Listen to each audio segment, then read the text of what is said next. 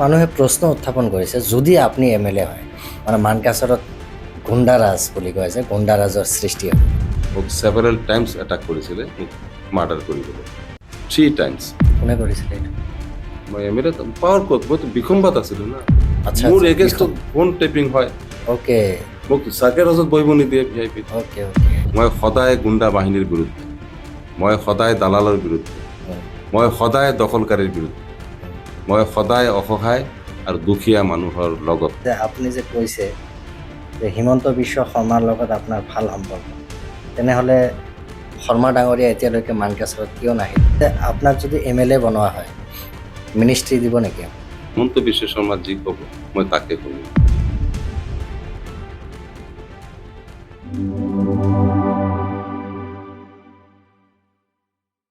নমস্কাৰ, M News পডকাষ্টৰ আজিৰ এই বিশেষ অনুষ্ঠানলৈ মই ৰোজামান আপোনালোক সকলোকে স্বাগতম জনাইছোঁ। আজি আমাৰ মাজত উপস্থিত আছে এগৰাকী বিশেষ ব্যক্তি, সংগ্ৰামী ব্যক্তি, মৰহুম জহিৰুল ইছলাম ডাঙৰীয়াৰ সুপুত্ৰ, অগপ দলৰ উপসভাপতি তথা এইবাৰ বিধানসভাত অগপ আৰু বিজেপিৰ মিত্ৰজোঁটৰ প্ৰাৰ্থিত্ব আগবঢ়োৱাৰ কাৰণে মানকাচৰৰ যি প্ৰাৰ্থী আছে, আপোনাৰ সকলোৰে চিনাকি আমাৰ জাভেদ ইছলাম ডাঙৰীয়া। হয়, জাভেদ ইছলাম ডাঙৰীয়া, মই M News পডকাষ্টলৈ আপোনাক স্বাগতম জনাইছোঁ।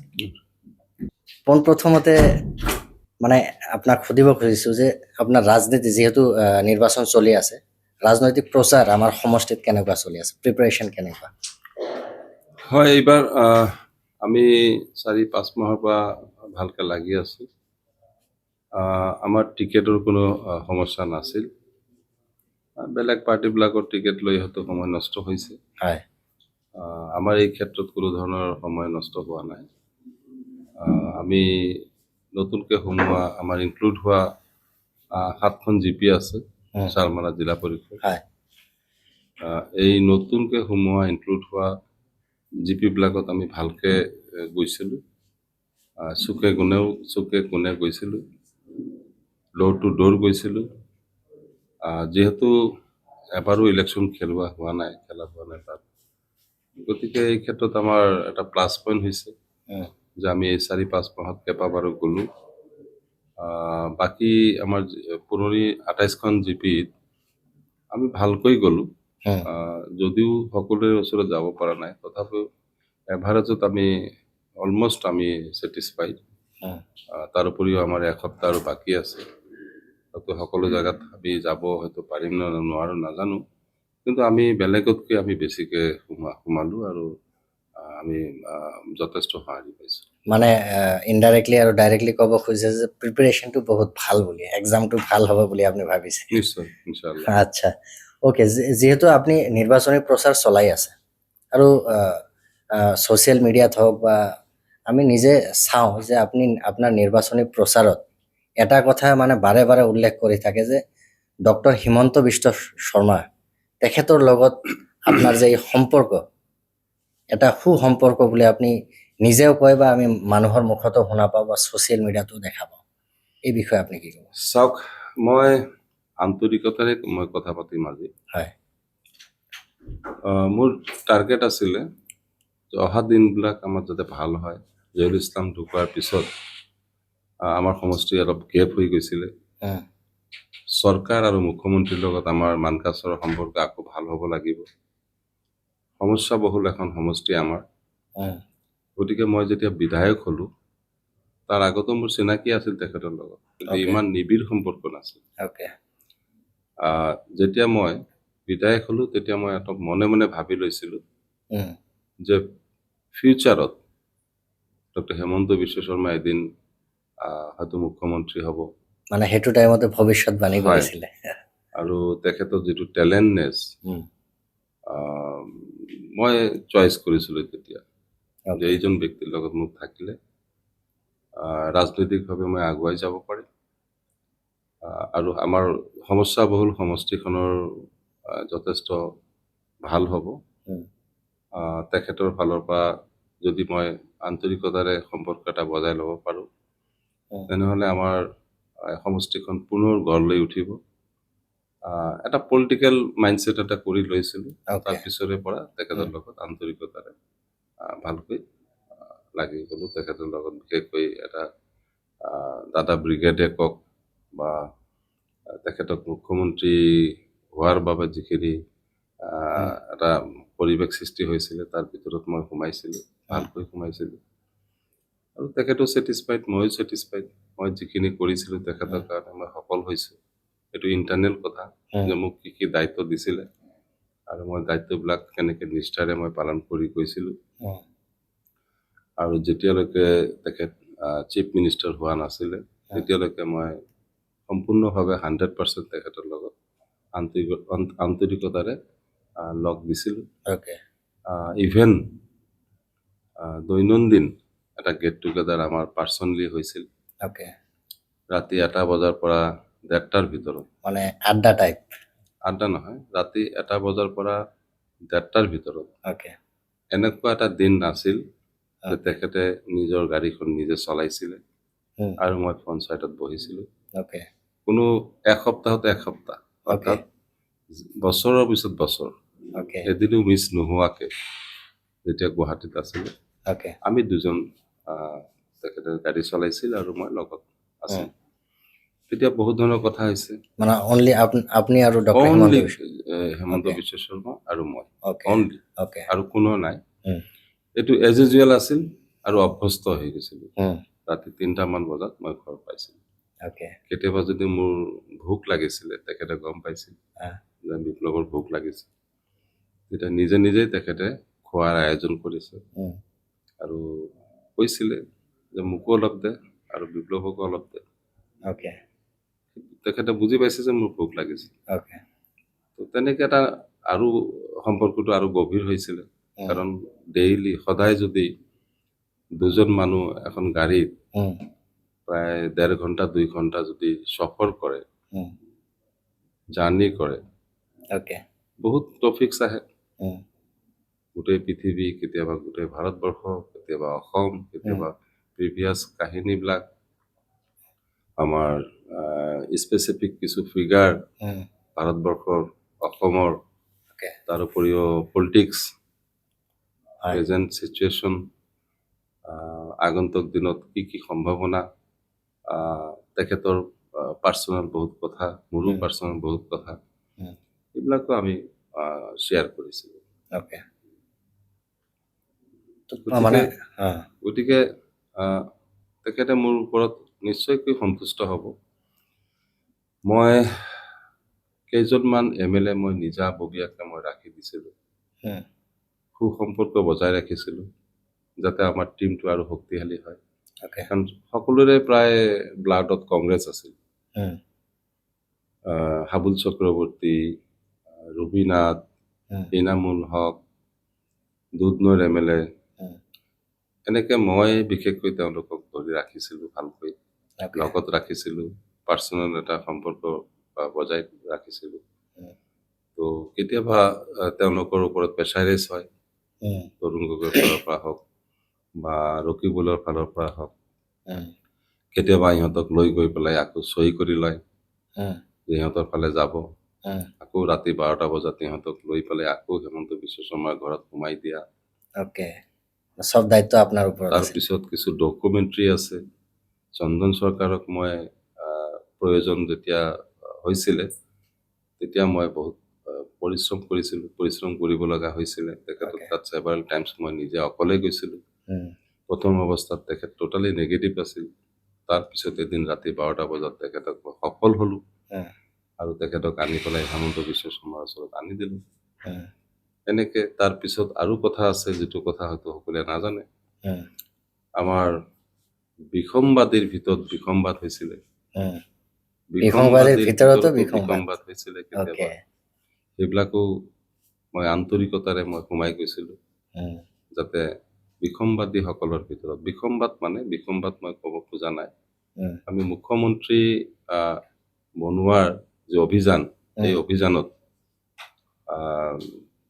কিছু সময় এইটো কিমান চনৰ কথা হ'ব আপুনি যিটো কৈ আছে 14-15 মেইনলি সেইটো টাইমত বিজেপি আহাই নাছিলে অসমত 5জন বিধায়ক আছিল অ'কে তেতিয়া আহ, মই ভিতৰত সোমাই গৈছিলোঁ, উম, বুজাইছিলোঁ উম, আৰু দাদাৰ ফলীয়া কৰি ৰাখিবলৈ আপ্ৰাণ চেষ্টা কৰি বহুখিনি উম, মানে 99% মই সফল হৈছিলোঁ এই ক্ষেত্ৰতো, উম, যাৰ ফলত আপোনালোকে নিশ্চয় জানে তৰুণ গগৈ ডাঙৰীয়া আৰু হেমন্ত বিশ্ব শৰ্মা উম, ডাঙৰীয়া যেতিয়া মিল হ'ল এছেম্বলিত কান্দা কাটি কৰি, উম, সকলোৱে মিল হৈ গ'ল, কিন্তু Okay. তৰুণ গগৈ ডাঙৰীয়া মোৰ ছাছপেনশ্যনটো নুঠায়।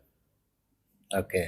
অৰ্থাৎ মই সফল হৈছিলোঁ, সকলোকে মানি লৈছিল, আপোনাক লোৱা কিন্তু নাই। মোক লোৱা নাছিলে। Okay. তেতিয়াৰ general secretary in charge Digvijay Singh um, তেখেত নিজেই মোৰ আগতো তৰুণ গগৈ ডাঙৰীয়াক টেলিফোন যোগে কৈছিলে উম, যে মই কৈ আছোঁ তেখেতক উদ্ৰ কৰিব লাগে। উম, তাৰ উপৰিও বহুতে চেষ্টা কৰিছিলে। উম, আমাৰ হেমন্ত বিশ্ব শৰ্মা ডাঙৰীয়াৰ ফালৰ পৰা প্ৰথম পৰ্যায়ত পীযুষ হাজৰিকাৰ নেতৃত্বত এটা টীম গৈছিলে মোৰ হৈ পেলাই মোৰ উম, ছাছপেনশ্যন উঠাবৰ কাৰণে, উম, তাতো ফেইল হৈছে। নেক্সট আকৌ বলিন চেতিয়া ডাঙৰীয়াৰ নেতৃত্বত আকৌ এটা টীম গৈছিলে যে উম, আমাক সকলোৱে যদি লৈছে যে জাবেদক কিয় নল'ব, আমি একেলগে আছিলোঁ, উম, তথাপিও লোৱা নাছিল। তাৰপিছত যেতিয়া ৰাজ্যসভা ইলেকশ্যন হ'ল, Okay. যেতিয়া প্ৰয়োজন হ'ল, উম, অৰ্থাৎ সঞ্জয় সিং তেখেতক যেতিয়া নিক্ষেপ কৰিলে ৰাজ্যসভাত, উম, দুটা চিটহে আমি পাওঁ, Okay. কিন্তু সঞ্জয় সিঙক যদি দিব নোৱাৰে ৰাহুল গান্ধীৰ প্ৰব্লেম হ'ব। উম, তেখেত বেক কৰি পেলাই তাত ষ্টেণ্ড কৰিলে ৰাহুল গান্ধী হাৰি যাব। উম, এই চিন্তাত এফালে বিশ্বজিৎ দৈমাৰীক দিব লাগিব, উম, অইনফালে APSCৰ প্ৰেচিডেণ্ট আমাৰ ভুৱনেশ্বৰ কলিতাকটো দিব লাগিব, উম, আৰু সঞ্জয় সিঙক তাৰ জাগা নাই, উম, অৰ্থাৎ 5ৰ পৰা 7জন বেছিকে লাগে। উম, যদি 3জন জিকিব লাগে, উম, তেতিয়া দিল্লী পুৰা গুৰুত্ব আৰোপ কৰিলে উম, যে এইজন ব্যক্তিক জিকাবলৈ যি কৰিব লাগে যি কৰক। কৰিব লাগে আপোনালোকে কৰক। উম, তেতিয়া মই ইণ্ডিপেণ্ডেণ্ট Okay. 126টা সমষ্টিৰ ভিতৰত উম, অকল মই এজন ব্যক্তি উম, যাৰ হুইপ নালাগে, অৰ্থাৎ Okay. মই টোটালি ইণ্ডিপেণ্ডেণ্ট Okay. আৰু মই কোনো এছ'চিয়েট মেম্বাৰো কাৰো নাছিলোঁ। Okay. সকলোৰে ভোট দিয়াৰ পিছত দেখাব লাগিব উম, মাত্ৰ মই এজন যে মোৰ ভোটটো দিয়াৰ পিছত কাকো দেখাব নালাগে, দেখাব নালাগে। অৰ্থাৎ মোৰ ভোটটো বহুত গুৰুত্বপূৰ্ণ হৈ গৈছিলে। উম, তাৰ পিছতেই এজনকৈ মাতা আৰম্ভ কৰিলে, উম, জাবেদ তুমি আহা, তোমাৰ ছাছপেনশ্যন উইথড্ৰ কৰিম, উম, এইটো সেইটো। উম, আৰু মোৰ এটা কথাই আছিল, মই ভাবিছিলোঁ উম, যে এই সময়টোত ডক্টৰ হেমন্ত বিশ্ব শৰ্মা ডাঙৰীয়াৰ ইম্পৰ্টেঞ্চ বঢ়াই দিব লাগিব। উম, তাৰ বাবে মই তেখেতৰ ওপৰত অৰ্পণ কৰিলোঁ যে হেমন্ত বিশ্ব শৰ্মা যি ক'ব মই তাকে শুনিম। নিজৰ দুখ কষ্ট চব পাহৰি গৈ কিনে। মই সকলো পাহৰি গৈছোঁ। Okay. মোৰ ছাছপেনশ্যন উঠোৱা নোঠোৱাৰ মোৰ কোনো ধৰণৰ মোৰ ফালৰ পৰা মোৰ কথা নাছিল। Okay. এইটো হেমন্ত বিশ্ব শৰ্মা ডাঙৰীয়াই ভাবিছিল যে আমি সকলোৱে মিলিলোঁ, উম, জাবেদ অকলে থাকিল কিয়, Okay. সি কিয় অকলে থাকিব। তাৰপিছত মই হেমন্ত বিশ্ব শৰ্মা ডাঙৰীয়া এদিন ফোন কৰিলে মোক, মই তেতিয়া ৰাঙাপানীত আছিলোঁ, উম, বাগানত আছিলোঁ, উম, তুমি ক'ত আছা, তুমি কি কৰিবা, এনেকুৱা দাদা মই আপুনি যি ক'ব মই সেইটোৱে কৰিম। উম, মোৰ মনে মনে ভাৱটো এনেকুৱা উম, যে ৰাহুল গান্ধী বা ছোনিয়া গান্ধীৰ ওচৰত উম, হেমন্ত বিশ্ব শৰ্মাৰ ইম্পৰ্টেঞ্চটো বঢ়াবলৈ উম, উম, মই এই কথাটো প্ৰচেছ কৰিছিলোঁ সকলোৰে আগত Okay. যে হেমন্ত বিশ্ব শৰ্মা যি ক'ব মই তাকে কৰিম। উম, তাত বেলেগ কোনো স্বাৰ্থ নাই, কোনো ধৰণৰ বেলেগ কথা নাই। উম, গতিকে এনেকুৱা ধৰণৰ মানে সম্পৰ্ক মই মোৰ লগত আছিলে। Okay. আৰু তেখেতে নিশ্চয় আজিও কেইদিনমান আগতেও মোক ফোন কৰিছিলে, উম, এটা 48 বজাত, উম, 48 মিনিটত, এই নিৰ্বাচনী প্ৰচাৰৰ সময়ত। 15-16 দিন আগত, Okay. জাবেদ তুমি জিকিব লাগিব, বহুত বেয়া লাগি থাকে নহয়, উম, তোমাৰ এটা প্লেটফৰ্ম লাগিব, তেনেহ'লে মই তোমাক সহায় কৰিব পাৰিম, উম, তুমি ভালকে লাগি থাকা, উম, তুমি কেনেকে জিকিব লাগে তুমি কষ্ট কৰা। উম, ময়ো ভাবিছোঁ যে মোৰ জিকাটো বহুত ইম্পৰ্টেণ্ট আছে, কাৰণ ইমান ৰাতি মই ক'ত সীমান্তৱৰ্তী অঞ্চলত এজন মই জাবেদ ইছলাম উম, ইমান বিজি মানুহ এজন মোক ফোন কৰি এটা খবৰ লৈছে আৰু তাত ইম্পৰ্টেঞ্চটো বঢ়াই দিছে মোক যে তুমি জিকিব লাগিব।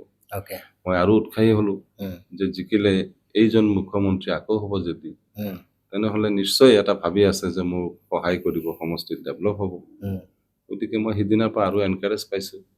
গতিকে মোৰ এটা এনেকুৱা কথাটো এনেকুৱা যে ডক্টৰ হেমন্ত বিশ্ব শৰ্মা কেতিয়াও মোক পাহৰিব নোৱাৰে। যেতিয়া তেখেত ইমান ডাঙৰ এটা পাৰ্টি এৰি পেলাই বিজেপিত যোগদান কৰিব যিদিনাখন দিল্লীত 5টা বজাত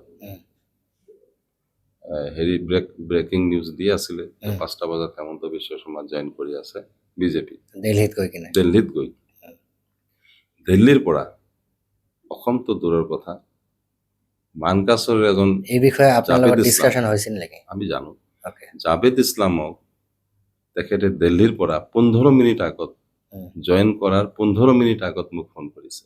ওকে আচ্ছা মই তেতিয়া চাৰবাৰীত যেতিয়া ভাঙি আছিলে ওকে তেতিয়া প্ৰায় 1000 মানুহ লৈ একেলগে আমি গাড়ীৰে মাতি পেলাই আছিলো। তেতিয়া মই দেখিলো হেমন্ত বিশ্ব শৰ্মা মোক ফোন কৰিছে। মই চক খাই গৈছো কাৰণ মই জানো মোৰ মনত আছে যে 5টা বজাত তেখেত জইন কৰিব। 5টা বজাৰ 15 মিনিট আগত মোক ফোন কৰাটো কিমান গুৰুত্ব।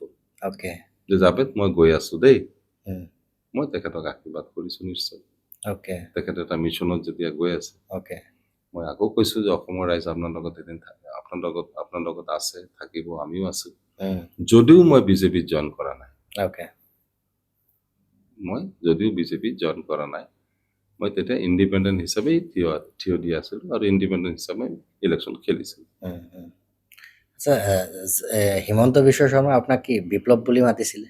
বেছি বিপ্লৱ, দেশী বিপ্লৱ বেছিকৈ অ, বিপ্লৱে আচ্ছা মাতে, 90%, বেছিকৈ বিপ্লৱ 90%। এই বিপ্লৱ নামটো কেনেকে আহিলে হয়, বিপ্লৱ নামটো মানে আপোনাৰ মোৰ আব্বা, পাৰ্চনেলিটিৰ লগত হয়, নামৰ লগত মানুহৰ কেৰেক্টাৰ বহুত মিল থাকে নিৰ্ভৰ কৰে। ওকে মোৰ আব্বা যেতিয়া জেলত আছিল, নগাঁও জেলত আছিল, মোৰ জন্ম হয় হয় তেতিয়া মোৰ আব্বাই চিঠি লিখি দিছিলে মোৰ নামটো, যে এই নামটো ৰাখা হওক।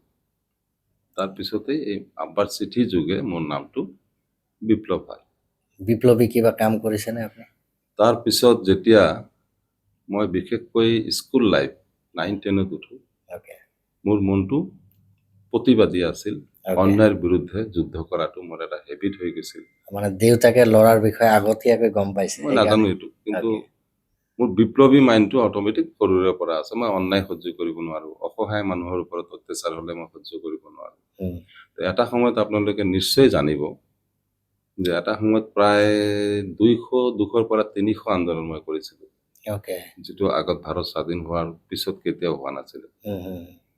BSF সংক্ৰান্ততো এটা ডাঙৰ এটা আন্দোলন কৰিছিল, যিটো তাৰ আগত কেতিয়াও হোৱা নাছিল। তাৰ উপৰিও অন্যায় অত্যাচাৰ, কেতিয়াবা ইলেক্ট্ৰিফিকেশ্যন, কেতিয়াবা চাব ডিভিশ্যন ঘেৰাও, বিশেষকৈ মানকাছা কলেজৰ যিবিলাক ছাত্ৰ ছাত্ৰীৰ অধিকাৰ আৰু স্বাধীনতাৰ কাৰণে যিবিলাক আন্দোলন হাতত লৈছিলো ছাত্ৰ জীৱনত কলেজ লাইফত, শেষত গৈ মানকাছা কলেজৰ সংবিধান আমি যুগুত কৰিছিলো, বনাইছিলো। আৰ্চিমাৰী কলেজৰ সংবিধানো আমি কৰিছিলো। সংবিধানটো এই কাৰণে কৰিছিলো যে কৰ্তৃপক্ষই যেতিয়া ইচ্ছা তেতিয়াই আমাৰ ষ্টুডেণ্ট ফাণ্ড তেওঁলোকে ব্যৱহাৰ কৰিছিল এজ এ লোন। ওকে আৰু কেতিয়াবা ইলেকশ্যন তেওঁলোকৰ ওপৰত নিৰ্ভৰ কৰিছিলে। লাইব্ৰেৰীৰ কিতাপবিলাক সম্পূৰ্ণভাৱে 99% লাইব্ৰেৰীৰ কিতাপ তেওঁলোকে লৈ যায় ঘৰত, ছাত্ৰ ছাত্ৰীৰ হাতত নিজৰ নাথাকে। ইউজ কৰাৰ কাৰণে তাৰ উপৰিও কিছু পক্ষপাতিত্ব,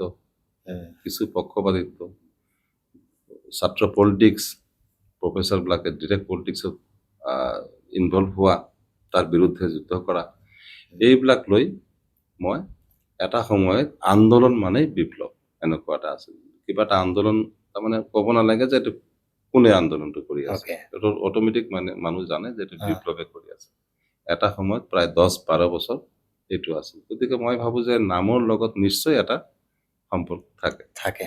এই যে আন্দোলন কৰিছে, এই আন্দোলনৰ সময়ত নিশ্চয়কৈ বহুত সংঘৰ্ষ আহিছিলে। 100% আহিছিলে। মোক ৰাষ্ট্ৰীয়কৃত কৰাৰ কাৰণে প্ৰায় ঘোষণা কৰিছিলে ৰাষ্ট্ৰীয়কৃত কৰাৰ কাৰণে। আপোনালোকে চিন্তা কৰক কিমান বেআইনী হৈছিল। মই এবাৰ GS হৈছিলো, উম, জেনেৰেল ছেক্ৰেটাৰী হৈছিলোঁ। তাৰপিছত আকৌ নেক্সট ইয়াৰতো মই জেনেৰেল ছেক্ৰেটাৰী উম, মই কেণ্ডিডেট আছিলোঁ। ইলেকশ্যন ঘোষণা হ'ল, মই নমিনেশ্যন ছাবমিট কৰিলোঁ, উম, স্ক্ৰুটিনি হ'ল, উম, ইলেকশ্যন হৈ গ'ল, উম, টাইম পাৰ হৈ গ'ল। নেক্সট okay, ডে 7টা বজাৰ পৰা ইলেকশ্যন হ'ব। উম, ৰাতি 8টা বজাত চুপ কৰি উম, কলেজৰ পিয়নে বৰ্ডত মাৰি থৈ গ'ল যে মই নন কোৱালিফাইড, মই কলেজৰ যিটো GS কেণ্ডিডেট আছিলোঁ এইটো প্ৰত্যাহাৰ কৰা হ'ল কৰ্তৃপক্ষৰ দ্বাৰা। এইটো Okay. কোনো নিয়ম হ'ব পাৰে, এইটো কোনো আইন হ'ব পাৰে। okay, পিছদিনাখন আমি যেতিয়া ইলেকশ্যন খেলিব গ'লো, উম, তেতিয়া বেলট পেপাৰত মোৰ নাম নাই। উম, এনেকুৱা হৈছিলে। গতিকে সকলো মিলি বহুত কথা আছে, বহুত অন্যায়, বহুত অসামাজিক কাম কাজৰ বিৰুদ্ধে মই সদায় মাত মাতি আহিছোঁ। আজিও মই ইম্প্ৰেশ্যনটো, এই আহ, আহ, ভাৱধাৰাটো মোৰ মনত আজিও আছে। আচ্ছা, আজিও নাজানে সাধাৰণ ৰাইজৰ, উম, দুখীয়া মানুহৰ, অসহায় মানুহৰ শত্ৰু কোন, তেওঁলোকে নিজেই হয়তো ভালকে নাজানে। এই ক্ষেত্ৰত আজি মই ভালকে জানো তেওঁলোকৰ শত্ৰু কোন। উম, তেওঁলোকৰ শত্ৰুৰ মেইন শত্ৰু হ'ল মই। okay, সাধাৰণ মানুহৰ, অসহায় মানুহৰ, উম, ৰাইজৰ শত্ৰু মোৰ শত্ৰু। উম, তেওঁলোকে যাৰ ওপৰত অত্যাচাৰ কৰে, অন্যায় কৰে, উম, আৰু এক প্ৰকাৰ সকলো ফালে উম, নিপীড়িত, বঞ্চিত ৰাইজৰ মই সদায় আগত থাকো। যাৰ Okay. বাবে যিসকলে এইবিলাক কৰে তেওঁলোকৰ মূল শত্ৰুটোৱে মই। আচ্ছা, কিন্তু ৰাইজে কিন্তু ভালকে নাজানে যে মই তেওঁলোকৰ কাৰণে কেনেকুৱা ধৰণৰ প্ৰহৰীৰ নিচিনা থাকো, okay, যাৰ বাবে অট'মেটিক এটা বেয়া গোট, বেয়া শক্তি, অপশক্তি উম, মোৰ বিৰুদ্ধে সদায় থিয় হৈ থাকে। যাতে okay, মই MLA হ'ব নোৱাৰো, মই যাতে আগুৱাই যাব নোৱাৰো, আৰু চান্স পালেই মোৰ ওপৰত তেওঁলোকে জঁপিয়াই পৰে। okay, সাধাৰণ ৰাইজেতো ইয়াত মাত মাতিব নোৱাৰে। সাধাৰণ ৰাইজ তেওঁলোকৰ বিপদৰ সময়ত মই যাব লাগে। উম, সাধাৰণ ৰাইজ হওক, প্ৰাকৃতিক দুৰ্যোগ হওক, বা সামূহিকভাৱে কিছুমান অঞ্চলতো যেতিয়া বিশেষ উম, সমস্যা হয়, আহ, উম, কেতিয়াবা ঘূৰ্ণীবায়ু ধৰক, কেতিয়াবা BSFক কেন্দ্ৰ কৰি, উম, কেতিয়াবা মিৰ্জুমলা মাজাৰ শ্বৰীফ, আমাৰ বাপ দাদাৰ এইটো কবৰ তাত আছে, উম, সেইটো লৈ যাব, প্ৰায় প্ৰচেছ 99% কৰিছিলে। উম, এনেকুৱা বিভিন্ন সময়ত ৰাইজৰ, কেতিয়াবা পাব্লিক নাই গাঁৱত, পুলিচৰ ভয়ত নাই, কেতিয়াবা BSFৰ ভয়ত নাই, কেতিয়াবা মেঘালয়ৰ গণ্ডগোলত নাই, উম, সদায় মই যাওঁ তাত। okay, আজিলৈকে মই দেখা নাই যে যিসকলে সেৱা কৰে, ৰাজনীতি কৰে, ইলেকশ্যনত থিয় হয়, উম, এনেকুৱা কোনো ব্যক্তিক মই দেখা নাপালো 40 বছৰত উম, যে এবাৰ গৈ তেওঁলোকৰ ওচৰত সঁহাৰি দিছে বা মানে তেওঁলোকৰ যিকোনো ওচৰত, প্ৰব্লেম হ'লে মানে মই কেতিয়াও দেখা নাই। বিপ্লৱ থাকিবই তাতে। এনেকুৱা প্ৰব্লেম নাই 40 বছৰত উম, যে মই তাত নাই। okay, you are the common factor. মই আজি আপোনালোকৰ আনুষ্ঠানিকভাৱে কৈ আছো, Okay, কোনোবাই দেখাই দিব পাৰে যে এইটো সময়ততো আপুনি নাছিলে। উম, যুদ্ধৰ পৰা আৰম্ভ কৰি কোনটোত মই নাই। উম, আৰু এনেকুৱা বহু ক্ষেত্ৰত, উম, বহু ঘটনাত কোনো ব্যক্তি নাছিল যিসকলে ৰাইজৰ সেৱাৰ নামত ৰাজনীতি কৰে, MLA হ'ব বিচাৰে, মই আজিলৈকে দেখা পোৱা নাই। okay. যিহেতু আপুনি ক'লে যে আপোনাৰ কলেজীয়া লাইফৰ কথা অলপমান আহিছে, আপোনাৰ দেউতাক এজন সক্ৰিয় মন্ত্ৰী আছিলে, আপুনিতো ইচ্ছা কৰিলে বাহিৰত গৈ ভাল শিক্ষা ল'ব পাৰিলেহেঁতেন, প্ৰফেশ্যন বেলেগ চুজ কৰিব পাৰিলেহেঁতেন। এই যে ৰাজনীতিত আপুনি কেনেকৈ আহিলে? কথাটো এনেকুৱা, ক্লাছ 10ত মই যেতিয়া উঠিলো, উম, তেতিয়া মই দিছপুৰ কেপিটেল ইউথ ক্লাবৰ মই জেনেৰেল ছেক্ৰেটাৰী আছিলোঁ। গুৱাহাটী। হয়, অ'কে, দিছপুৰ কেপিটেল ইউথ ক্লাবৰ। আমাৰ ক্ৰিকেটটো আছিল মেইন, নাম্বাৰ 1। মই ক্ৰিকেটক বহুত ভাল পাওঁ সৰুৰ পৰা। অ'কে, তাৰপিছত ক্লাছ 10ত যেতিয়া উঠো, তেতিয়া আছুৰ আন্দোলনৰ সময়ত উম, কংগ্ৰেছী MLA বা লিডাৰ বা মন্ত্ৰীসকলৰ ল'ৰা ছোৱালীক উম, কলেজত পঢ়া নিষেধ, স্কুলত পঢ়া নিষেধ, ফিল্ডত যোৱা নিষেধ। ওকে মই লগে লগে সিদ্ধান্ত লৈছো মই ইয়াত নাথাকো। সেইটো টাইমত হয়, ক্লাছ 10তে মোৰ এটা পঢ়া শুনাত ধাক্কা হৈ গ'ল। ওকে তেতিয়া 9 মাহ হৈ গ'ল, জাষ্ট 9 মাহ হ'ব, উম, মোৰ কিতাপ নাই ক্লাছ 10ত, উম, তাত পঢ়া নাই, উম, স্কুল যোৱা নাই। মই আহি পেলাই ইয়াত কিতাপ অলপ কিনি মই দেখিলো যে টেষ্ট পৰীক্ষা দিয়া যায় আৰু সময়টো গুৱাহাটীৰ ঠিকে পৰা থাকে। কি গুৱাহাটীৰ পৰা মানকাছৰলৈ আহিলে? মানকাছৰ আহিলো। ওকে আহি জেম হায়াৰ ছেকেণ্ডেৰীত মই ভাবিলো যে ইয়াত পৰীক্ষাটো মই দি দিওঁ উম, আৰু অলপ টিউশ্যন ভালকে লওঁ। উম, তেতিয়া মই টিউশ্যন লৈ পেলাই মই 15-20 দিন আগত কিতাপ কিনিলো, টেষ্ট উম, পৰীক্ষা দিলো। উম, এতিয়া কথাটো হ'ল টেষ্ট পৰীক্ষাও চলি থকা অৱস্থাত মই হঠাৎ প্ৰথম এখন চিঠি পালো ধুবুৰীৰ পৰা। উম, মই এটা ভাল ক্লাব, উম, ডাইনামিক ক্লাব, ওকে তাত মই সুযোগ পাইছো খেলিবলৈ। ডিষ্ট্ৰিক্ট লেভেল হয়, টেষ্টৰ মাজতো মই গুচি গৈছো খেলখন খেলিবলৈ, পৰীক্ষা ৰৈ গ'ল।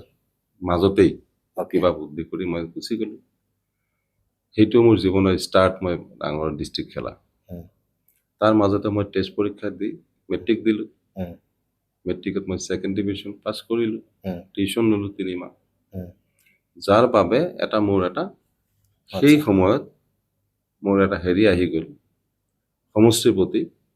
মোৰ দেউতা মন্ত্ৰী আছিলে, উম, যেতিয়া মন্ত্ৰী আছিলে ইয়াৰ পৰা মানুহ তাত যায়, উম, আমি গল্প শুনো। ওকে সেই মানুহবিলাক তাত গ'লে নিজকে নিজৰ বীৰত্বৰ কথা কয়। উম, তেওঁলোকে এনেকুৱা দেখায় বহুতে যে তেওঁলোকে জহুল ইছলামৰ সৰ্বে সৰ্বা, উম, ৰাইজৰ ওচৰত বহুত পপুলাৰিটি, উম, ভাল কাম কৰে। উম, কিন্তু মই সেইটো সময়ত আহি মাত্ৰ 1 বছৰৰ ভিতৰত মই দেখা পালো যে সেই মানুহবিলাকৰ অধিকাংশই উম, ঠিক নহয়। ওকে যেনেকুৱা শুনিছিলো ব্যতিক্ৰমী। ওকে কোনোবাই পাৰ্চনেল ইণ্টাৰেষ্টত কাম কৰে, কাৰোবাৰ জনপ্ৰিয়তা একেবাৰে নাই, উম, ৰাইজে বেয়া পোৱা মানুহ বহুত উম, আমি ভাল ভাবি আছিলো। উম, মোৰ অট'মেটিক ভাবিলো উম, যে মোক আৰু বাহিৰত পঢ়া শুনা নহ'ব, ৰাইজৰ স্বাৰ্থত ৰাইজৰ স্বাৰ্থত ওকে মোৰ আব্বাক হেল্প কৰিবৰ কাৰণে। ক্লাছ 10তে এইটো মেণ্টেলিটি ক্লাছ আহি 10 পাছ কৰাৰ পিছে ওকে ওকে ওকে যেতিয়া মই ভাবিছিলো যে বাহিৰত যাম, হুম হুম সেইটোৰো এটা কাহিনী আছে। হুম মোৰ দেউতা আহিল, হুম মোৰ আব্বা আহিল, আহি ক'লে যে চুটকেছ ৰেডি কৰ, হুম তোক মই লৈ যাম, হুম কলিকতাত তই পঢ়িবি। আচ্ছা তেতিয়া মই অলপ কান্দা কাটি কৰিলো মাৰ ওচৰত, মই কলিকতাত নাযাওঁ। হুম মোৰ কথাটো হ'ল যে মই ইয়াত থাকিব লাগিব, নহ'লে আব্বাৰ ক্ষতি হ'ব।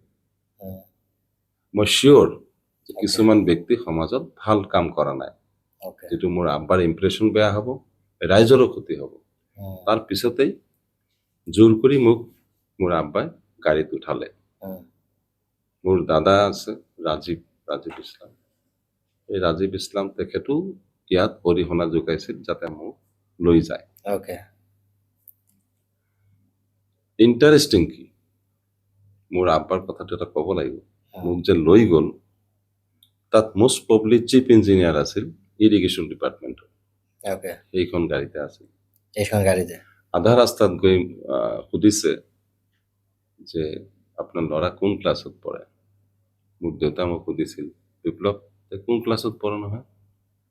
মানে তেখেতে নাজানিছিল যে আপুনি কোন ক্লাছ তেখেতে জানে মই মেট্ৰিক পাছ কৰিছো, তেখেতে মোক জোৰ কৰি লৈ গৈ আছে হা কলিকতাত পঢ়াবই, হা মই কান্দা কাটি কৰিছো। হুম কিন্তু আধা ৰাস্তাত যেতিয়া সুধিছে মই নাজানো, হুম মোক সুধিছে তই কি কৰি আছ নহয়, কোন ক্লাছত।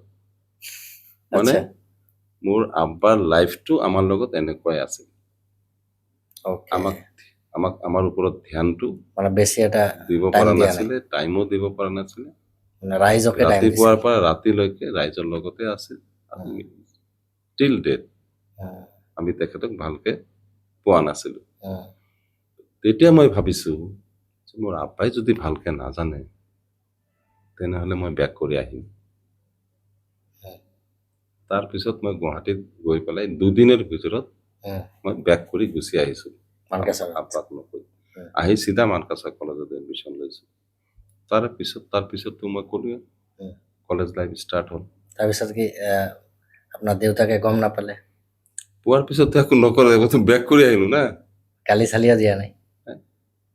অ'কে, তাৰপিছত ইয়াতে এডমিশ্যন মই ল'লে? NSY ষ্টাৰ্ট কৰিলো। উম, যি NSY ৰ নাম গোটেই অসমত বিয়পি গ'ল, উম, ইমান শক্তিশালী হ'ল। হিতেশ্বৰ শইকীয়া যেতিয়া মানকাচৰ আহিল, হয়, তেতিয়াও কৈছে, আৰু NSY ৰ ষ্টেট প্ৰেচিডেণ্ট জগদীশ কলিতাও উম, আনুষ্ঠানিকভাৱে ঘোষণা কৰিলে উম, যে মানকাচৰৰ NSY সংগঠন ছেকেণ্ড নাজিৰা, অ'কে, মানে 1 নম্বৰ নাজিৰা, উম, অৰ্থাৎ হিতেশ্বৰ শইকীয়াৰ সমষ্টি অ'কে, ছেকেণ্ড নাজিৰা বুলি মানকাচৰ ঘোষণা সমষ্টি। কৰিছে। অ'কে, তেতিয়া মোৰ আব্বা তেতিয়া আৰু ভাল পালে কথা, ভাল পালে। কাৰণ তেতিয়া 85ৰ পিছত উম, মোৰ আব্বা হাৰিছিলে 5 ভোটত, উম, যিটো মানে সুপ্ৰিম কোৰ্টত এতিয়াও আছে। অ'কে, তাৰপিছত মোৰ আব্বাৰ অৱস্থা বেছি নট চ' গুড, উম, সাংগঠনিক অলপ দুৰ্বল হ'ল, উম, কাৰণ তেতিয়া প্ৰফুল্ল মহন্ত ডাঙৰীয়া এনেধৰণে আৱিৰ্ভাৱ হৈ গ'ল যে অসমত আৰু তেখেতে নাহাৰে, এই চৰকাৰ বহুদিন থাকিব, উম, যাৰ বাবে আমি মিটিং কৰাৰো জেগা নাপাওঁ।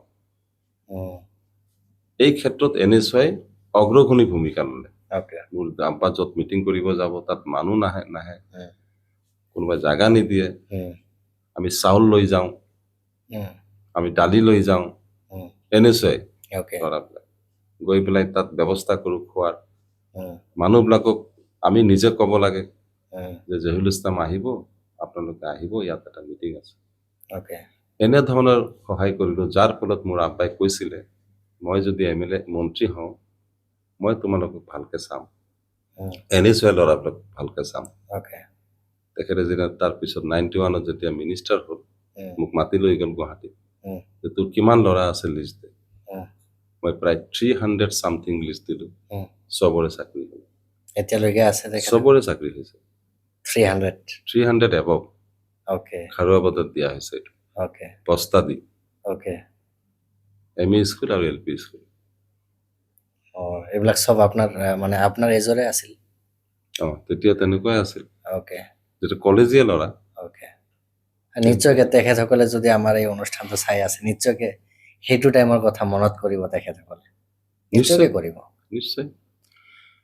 আৰু এটা কথা, 2 বস্তা চাকৰি উম, মোৰ আব্বা আহিব পৰা নাছিল, উম, মোক কৈছিলে তই অলপ থাকি পেলাই কিবা কৰি তই বিতৰণৰ ব্যৱস্থা কৰি দিবি। উম, হঠাৎ মুখ্যমন্ত্ৰীয়ে ক'লে যে আপোনাক শিলচৰ যাব লাগিব, উম, যিদিনাখন এইটো বিতৰণৰ কথা আছিল, উম, এপইণ্টমেণ্ট বিতৰণ।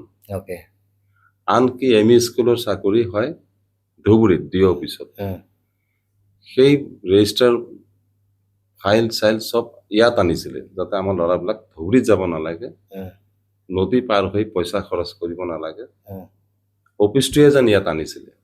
অ'কে, তাৰপিছত যেতিয়া আমি মাতো অমুক, কেতিয়াবা উপস্থিত আৰু কেতিয়াবা অনুপস্থিত, অ'কে, চাকৰি লোৱাৰ বাবেও অনুপস্থিত, অ'কে, প্ৰায় 50-60টা চাকৰি, 60জনৰ চাকৰি তেতিয়া সেইদিনা নহ'ল।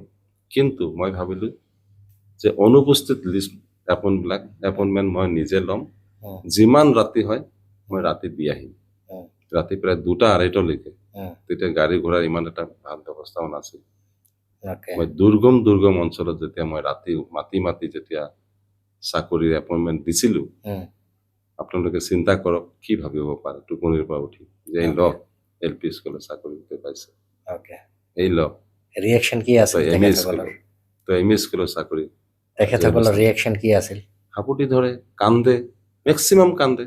উম, আপোনালোকৰ এই ফুলেশ্বৰতে আছে এজনী ছোৱালী, উম, খুব দুখীয়া, কলা মলা, উম, কিন্তু খুব অবিডিয়েণ্ট আছিল, অ'কে, বহুত দুখীয়া, খুব কষ্ট কৰি পঢ়িছিল। মই উম, ME স্কুলত চাকৰি দিছিলোঁ, উম, যেতিয়া ঘৰত গৈ দিছিলোঁ, ঘৰত থকাৰ অৱস্থাটো মই দেখি মোৰ বেয়া লাগিছিলে। উম, চব বিচনা নাই, বাঁহৰ হেৰি আছিল উম, বিচনা, আৰু এই তলত জুপুৰিৰ যিটো উম, চাট উম, থাকে উম, এনেকে যাব লাগে। হয়, মই যেতিয়া মাতিছো, এই তোৰ চাকৰি ল, উম, মোক সাপুতি ধৰি এনেকুৱা কান্দিছে, উম, মই পাহৰিব নোৱাৰিম। আচ্ছা, যে ফুলেশ্বৰী হাটচিমাৰিতে এতিয়াও আছে, অ'কে, ছোৱালীজনী বিয়া হৈছে। অ'কে, এনেকুৱা আমি বহুত চাকৰি দিছোঁ, বহুত দুখীয়া মানুহক চাকৰি দিছোঁ। যিহেতু আপুনি এনেকে লাহে লাহে দেউতাকৰ পৰা শিকিলে, ৰাজনীতিত ভৰি দিলে, তাৰপিছত আপুনি একবাৰ MLAও হ'লে, ৰাইজে আপোনাক নিৰ্দলীয়ৰ পৰা জিকালে, কিন্তু ৰাইজে প্ৰশ্ন কৰিছে যে আপুনিতো 5 বছৰ MLA আছিলে, এই 5 বছৰ MLA থকা অৱস্থাত আপুনি কি কাম কৰিলে?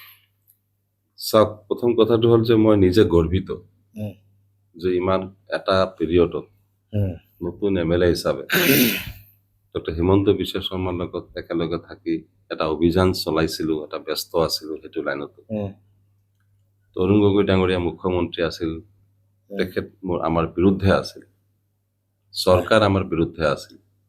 উম, ইভেন আমি জানা মতে, শুনা মতে, তেতিয়া 14জন যি 14জন আমি বেছি ভালকে আছিলোঁ তেখেতৰ লগত, আমাৰ মোবাইলত টেপিং হৈছে, ৰেকৰ্ডিং হৈছে। অ'কে, তো সেই সময়তো মই যিখিনি কৰিব পাৰিছোঁ, মই ছেটিছফাইড।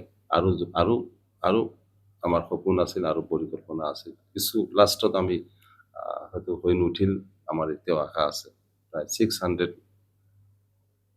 লাখ 600 কৰোৰ 600 কোটি অ'কে, 600 কোটি অ'কে, 600 কোটি টকাৰ এটা বাজেট আমি দিল্লীত আমি মোটামুটি ফাইনেলাইজ কৰিছিলোঁ। কিহৰ আছিলে? কণ্ট্ৰেক্টৰ লৈছিলোঁ, এই নদীৰ ইৰছনৰ, নদী 600 crore 600 crore। আপোনাৰ টাইমত কৰিছে? হয়, এইটো আমি এটা কিবা NGOৰ থ্ৰুত উম, আৰু এজন নেশ্যনেল লেভেলৰ কণ্ট্ৰেক্টৰৰ লগত আমি টাই আপ কৰি লৈছিলোঁ। তেওঁলোকে সহায় কৰিব, দিল্লীৰ কাম তেওঁলোকে কৰিব, ষ্টেটৰ কামবিলাক মই কৰিম।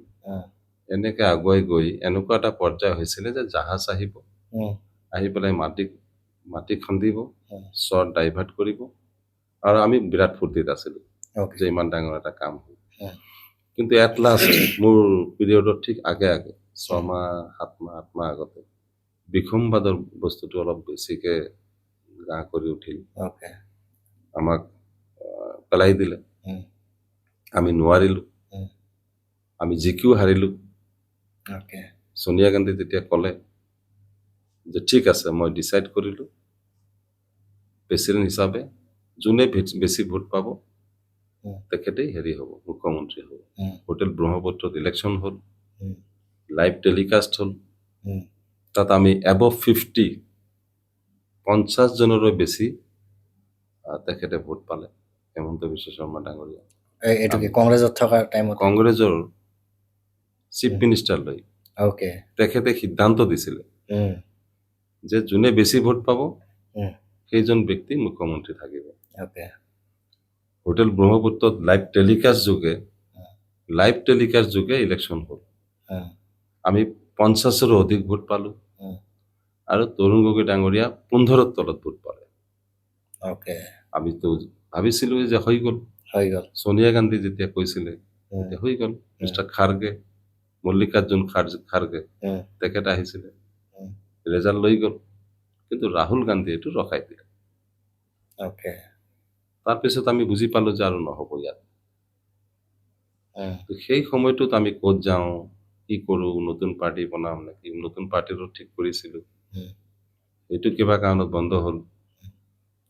এট লাষ্ট এটা টিম বিজেপিত গ'ল, আমি আকৌ থাকি গ'লো এজ এ ইণ্ডিপেণ্ডেণ্ট কেণ্ডিডেট হিচাপে খেলিলোঁ। তথাপিতো হিমন্ত বিশ্ব শৰ্মা ডাঙৰীয়াৰ লগত এটা আন্তৰিকতা যিহেতু ইমান গভীৰ হৈছিলে, এইটো থাকি গ'ল, আজিও আছে। দল বেলেগ হ'লেও কিন্তু আন্তৰিকতা আৰু পাৰ্চনেল ব্যক্তিগত এটা সুসম্পৰ্ক ইমান গভীৰ, এইটো থাকি যাবই।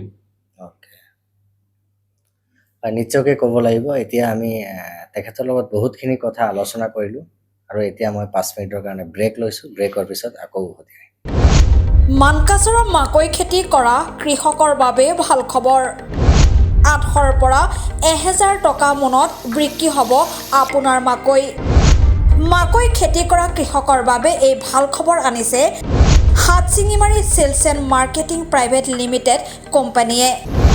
আপোনাৰ খেতিত উৎপাদিত মাকৈ বিক্ৰীৰ বাবে এতিয়াই যোগাযোগ কৰক 9954557232 নম্বৰত। আমি এইবেলি হাটশিংমাৰী চেলছ এণ্ড মাৰ্কেটিং প্ৰাইভেট লিমিটেডৰ তৰফৰ পৰা মানে মাকৈ কিনিম। অলৰেডি আমাৰ বিভিন্ন কোম্পানীৰ লগত মানে আলোচনা হৈছে, ডিল হৈ গৈছে।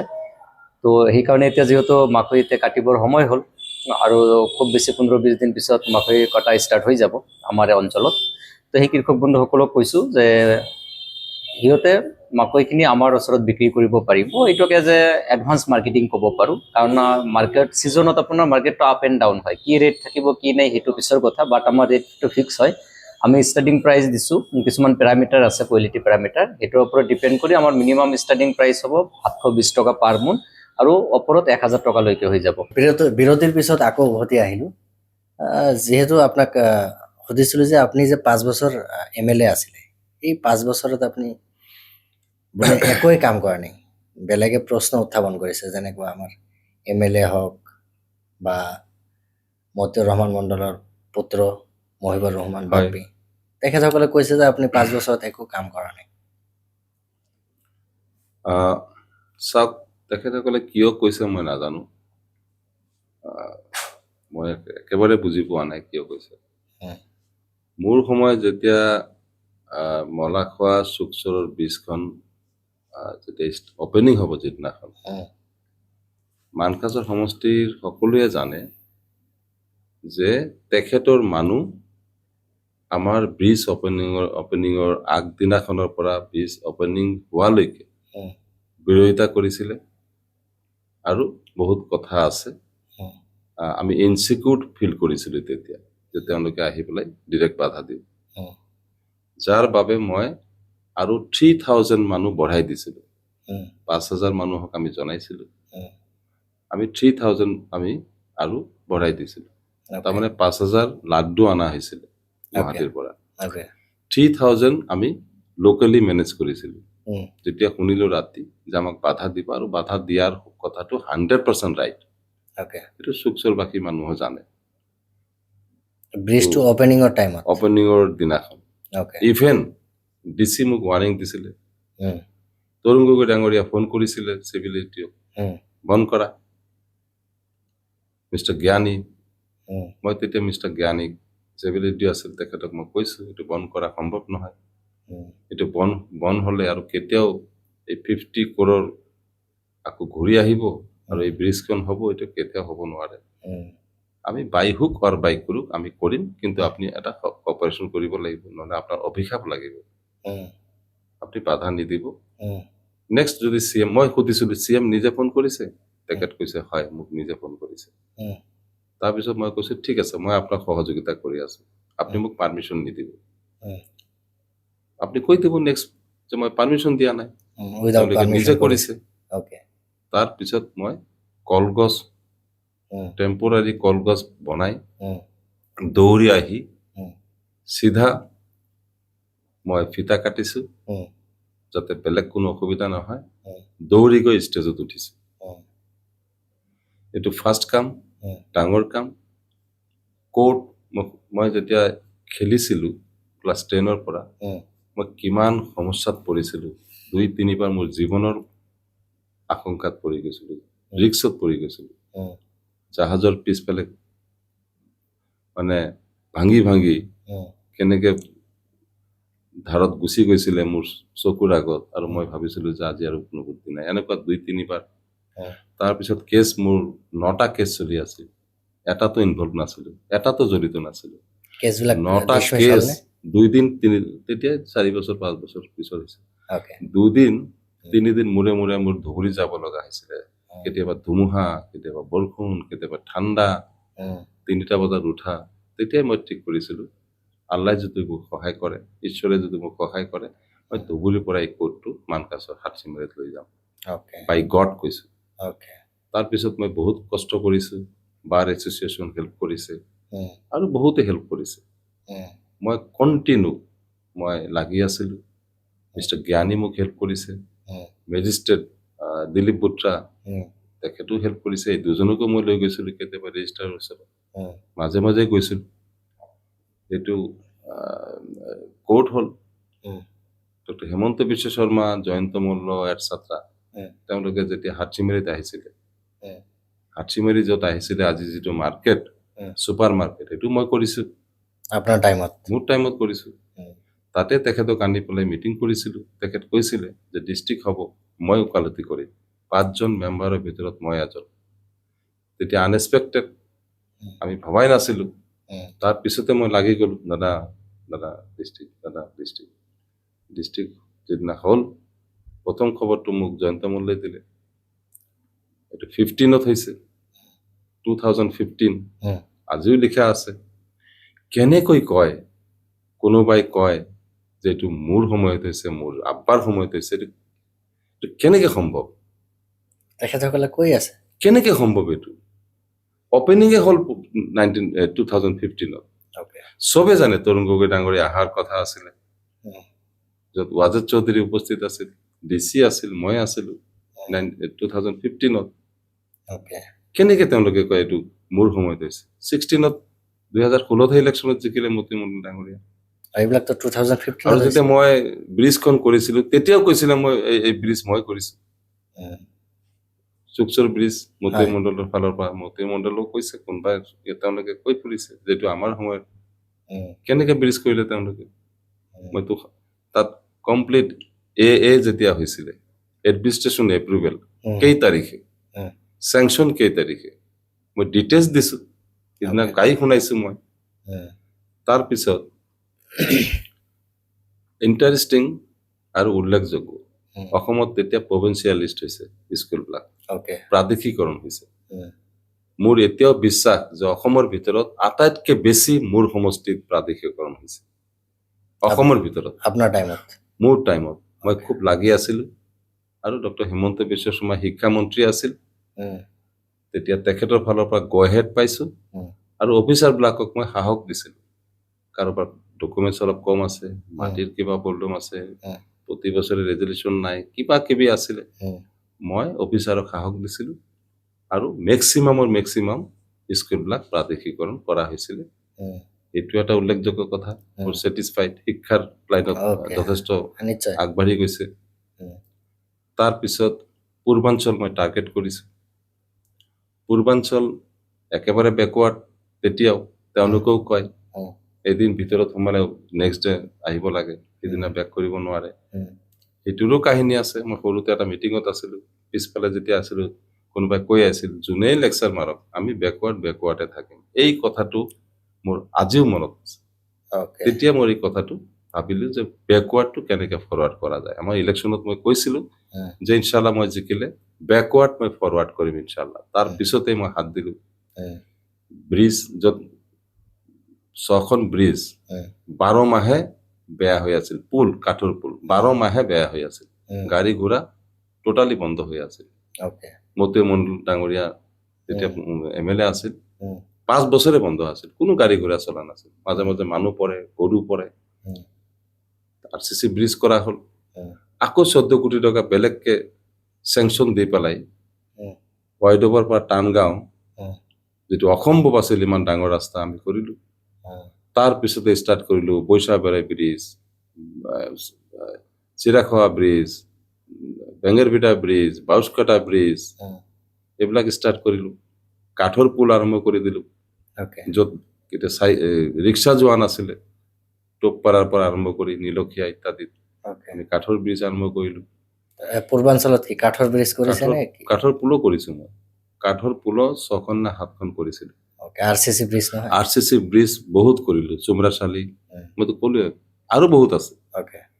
যেতিয়া ৰাস্তা ব্ৰিজ কৰিলো, ৰাস্তা হ'ল, পকীকৰণ হ'ল, ইফালেদি গৈ ইফালে ওলোৱা সহজ হৈ গ'ল। এনেকুৱা আজি যিটো আপোনালোকে দেখিছে কিমান আগবাঢ়ি গ'ল। তাৰপিছত যেতিয়া আমি দেখিলো যে মেট্ৰিক পৰীক্ষা তেওঁলোকে আহি পেলাই হাতীমাৰীত পৰীক্ষা দিব লাগে, মানকাচৰত যাব লাগে, কুকুৰমাৰা জনতা হায়াৰ ছেকেণ্ডেৰী, এই ছোৱালীবিলাক 1 মাহ 1.5 মাহ আগতে আহি থাকিব লাগে, মেচ কৰি থাকিব লাগে, ইমান অসুবিধা।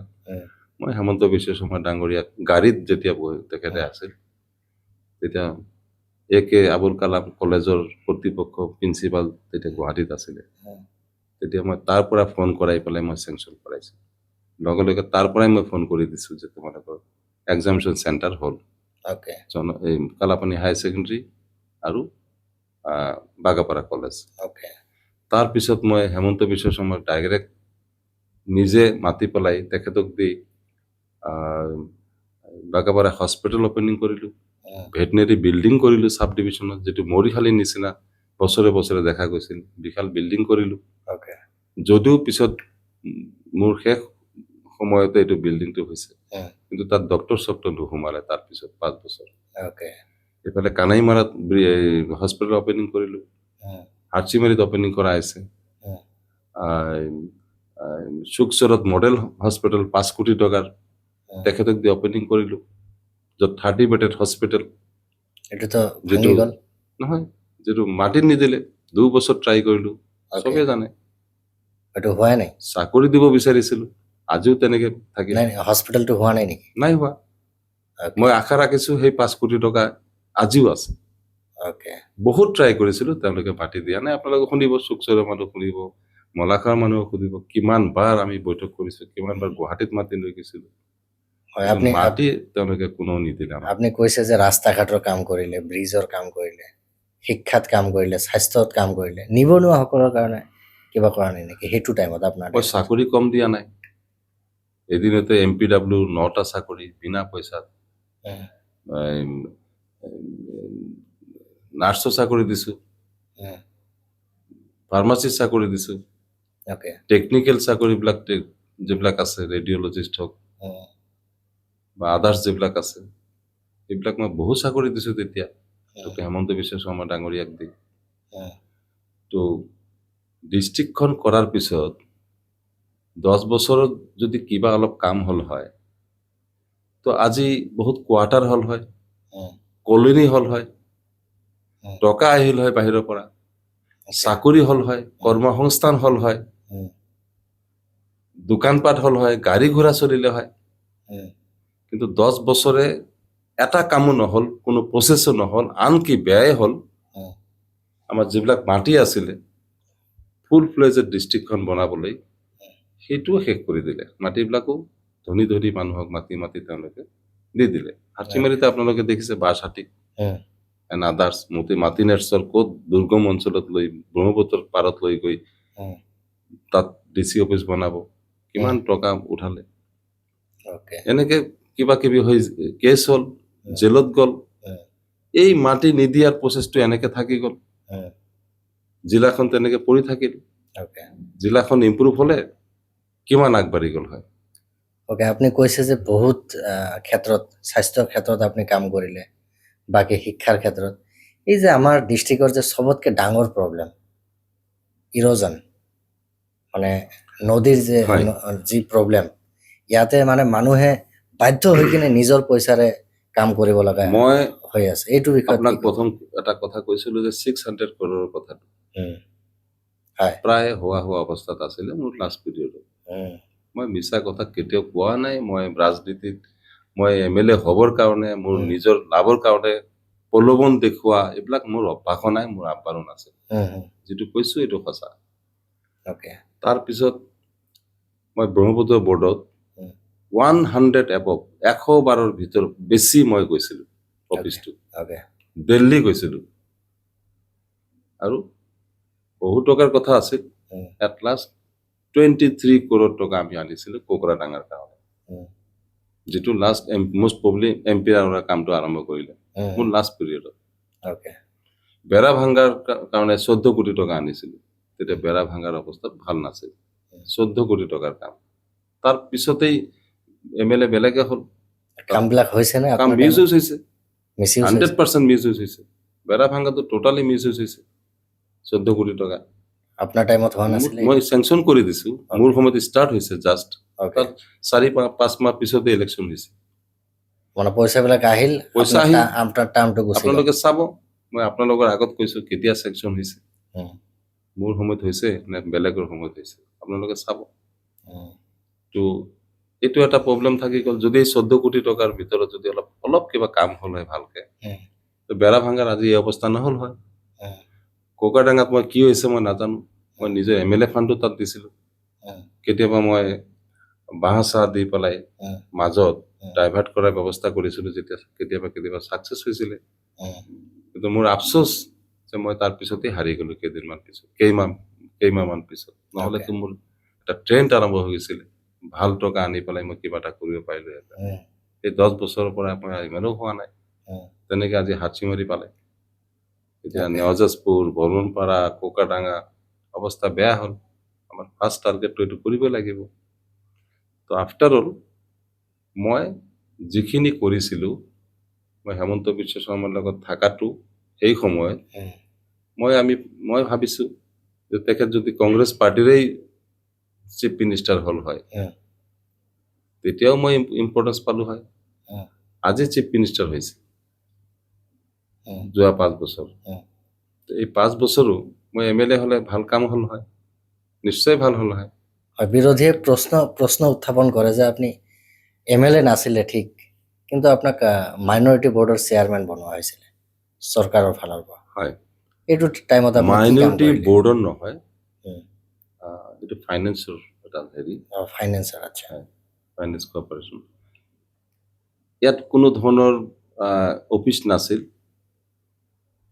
কোনো মেন পাৱাৰ নাছিল উম, মোৰ কোনো অফিচো দিয়া নাই উম, যেনেকে মাইনৰিটি বৰ্ডৰ যেনেকে অফিচ আছে গণেশগুৰিত উম, উম, মোৰ কোনো অফিচ নাছিল জাষ্ট আফটাৰ 6 মান্থ উম, 6 মাহ পিছত উম, কেইটামান বৰ্ড উম।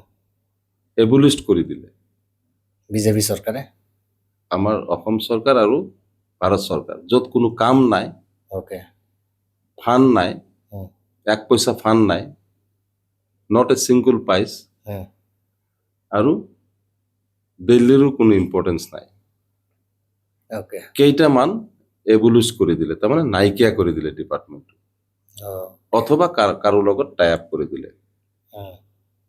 বাছ 6 মাহ পিছতেই 7 মাহ পিছতে আমি মানুহে ভাবি আছিল যে চেয়াৰমেন মাইনৰিটি বৰ্ডৰ চেয়াৰমেন নাই চেয়াৰমেন বহুত তেতিয়াৰ পৰাই নাই ক্ষমতা বহুত পইচা এৰিয়াতে মানে 1 একচুৱেলি পইচাও তাতে আমি পোৱা একোৱেই নাই। নাছিল আনকি যিটো দৰমহা আছিল উম, যে DA এইবিলাক আছিল উম, আমি 1 পইচাও পোৱা নাই উম, চেয়াৰমেন হৈ পেলাই গোটেই অসম দৌৰিছো উম। বহুত টকা খৰচ কৰিছো পকেটৰ পইচা পকেটৰ পইচা 1 পইচাও মই পোৱা নাই অ'কে এই তেনেকে থাকি গ'ল আচ্ছা মই এটা ডিপাৰ্টমেণ্ট পাম উম, মেন পাৱাৰ থাকিব কলম থাকিব আৰু এইটো মানুহ নাজানিব এইটো হ'বই নোৱাৰে মই Okay. ডিপাৰ্টমেণ্ট পালে নতুনত্ব আনিলো হয় উম, ভাল পজিশ্যন হ'ল হয় উম, কিন্তু দুৰ্ভাগ্যবশতঃ এইটো মই কাকো দুখ নিদিওঁ কাৰণ খালি আমাৰতো নহয় আৰু কেইটামান উম, যিবিলাক অপ্ৰয়োজনীয় ডিপাৰ্টমেণ্ট আছিল দুই এটা নাম ক'ব পাৰিবনে মই এইবিলাক নাযাওঁ সেইকাৰণে মোৰতো মই ক'ম মোৰ লগতে আৰু কেইটামান অ'কে যিবিলাক কোনো কাম নাছিল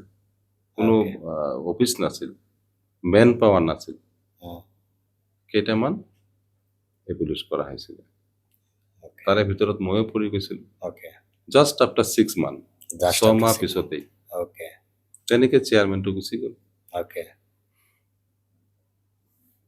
ঠিকে আছে আপুনি যিহেতু হয়তো বিৰোধী যোনে সুধিছে উম, প্ৰশ্ন কৰিছে তেখেত জানে অ'কে তেখেত জানে এনেই জনসমাজত এটা মোক মানে হীন ভাৱাপন্ন কৰাৰ চেষ্টা এটা কৰে ইহঁতে কৰে উম। মোৰ সময়ত একো হোৱা নাই হয়, নিশ্চয় তেওঁলোকৰ নিশ্চয় সময়ত কি আমি তেওঁলোকৰ আমি সময়ত কি আমি হৈছে? নিজেও ভাবিছিলো যিহেতু বুকুত হাত দি পেলাই উম। চকু মুদি যদি উম। ভাবে যে মতিউৰ মণ্ডল ডাঙৰীয়াৰ সময়ত 10 বছৰত কি কাম হৈছে উলিয়াব পাৰিবনে উম, কোনোবা জিপিত যদি কোনোবা পাৰ্টিকুলাৰ এখন জিপিৰ কথা কয় যে সেইখন জিপিত এটা কাম হৈছে উম, তো সেই জিপিৰ নামটো কওকচোন উম, 28খন জিপিৰ ভিতৰত উম, তেতিয়া কোন জিপিত এটা কাম কৰিছে উম।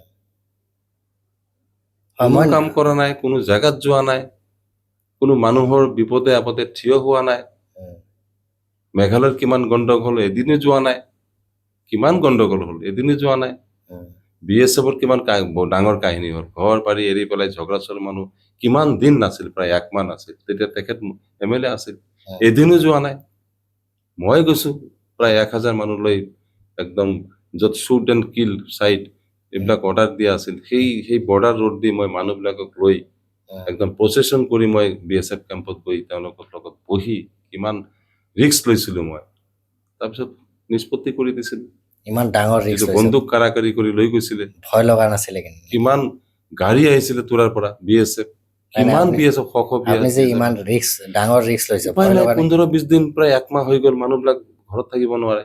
উম। ৰিস্কটো ল'বই লাগিব। 20 জনৰ মাজত শ্বৰীফ যেতিয়া চিগনেচাৰো লৈ গ'ল, উম। আহি পেলাই ফ্লেগ লগাব, তেওঁলোকে হেণ্ড অভাৰ কৰি ল'ব। 100ৰো বেছি ব্লেক কটৰ নিচিনা বেটেলিয়ন আহিছিল। মই 4-5 হাজাৰ মানুহ লৈ মই থিয় হৈছো তাত গৈ। এতিয়া কি হয় হ'ব, বাপ দাদাৰ খবৰ আমি এৰিব নোৱাৰো। উম। তেতিয়াতো মতিমুৰ MLA আছিল। উম। মতিমুৰতো এদিনো যোৱা নাই। তেখেতক চিঠি দিয়া হৈছে কমিটিৰ ফালৰ পৰা, উম। তেখেতক বাই টেলিফোন মোবাইল তেখেতক কোৱা হৈছে, উম। তেখেততো যোৱা নাছিলে। উম। আৰু নিশ্চয়কৈ বৰ্তমান যে যিহেতু নিৰ্বাচনী বতৰ আৰু কেইদিনমান পিছতে নিৰ্বাচন মতদান হ'ব, মানুহে ভোট দিব, মানুহে প্ৰশ্ন উত্থাপন কৰিছে যদি আপুনি MLA হয়, মানে মানকাচৰত গুণ্ডাৰাজ বুলি কয় যে গুণ্ডাৰাজৰ সৃষ্টি হ'ব, এই বিষয়ে কি কয়? হয়, ভাল কথা কৈছে। উম। মই আশা কৰো যে মোৰ কথাবিলাক ৰাইজে হৃদয়ংগম কৰিব, আস্থাত ল'ব, বিশ্বাস কৰিব, তেনেহ'লে নিশ্চয় ভাল হ'ব। অ'কে। মই এটা ফালে বিসম্বাদ কৰি আছিলো, অ'কে। তাৰ পিছতেই এই মানুহবিলাকক লৈ উম। যিবিলাক মানুহে উৎপাত কৰিছিলে, উম। যিবিলাক মানুহে মোক হত্যাৰ পৰিকল্পনা কৰিছিলে, উম। 100% যিটো পুলিচ ৰেকৰ্ডত আজিও আছে, উম।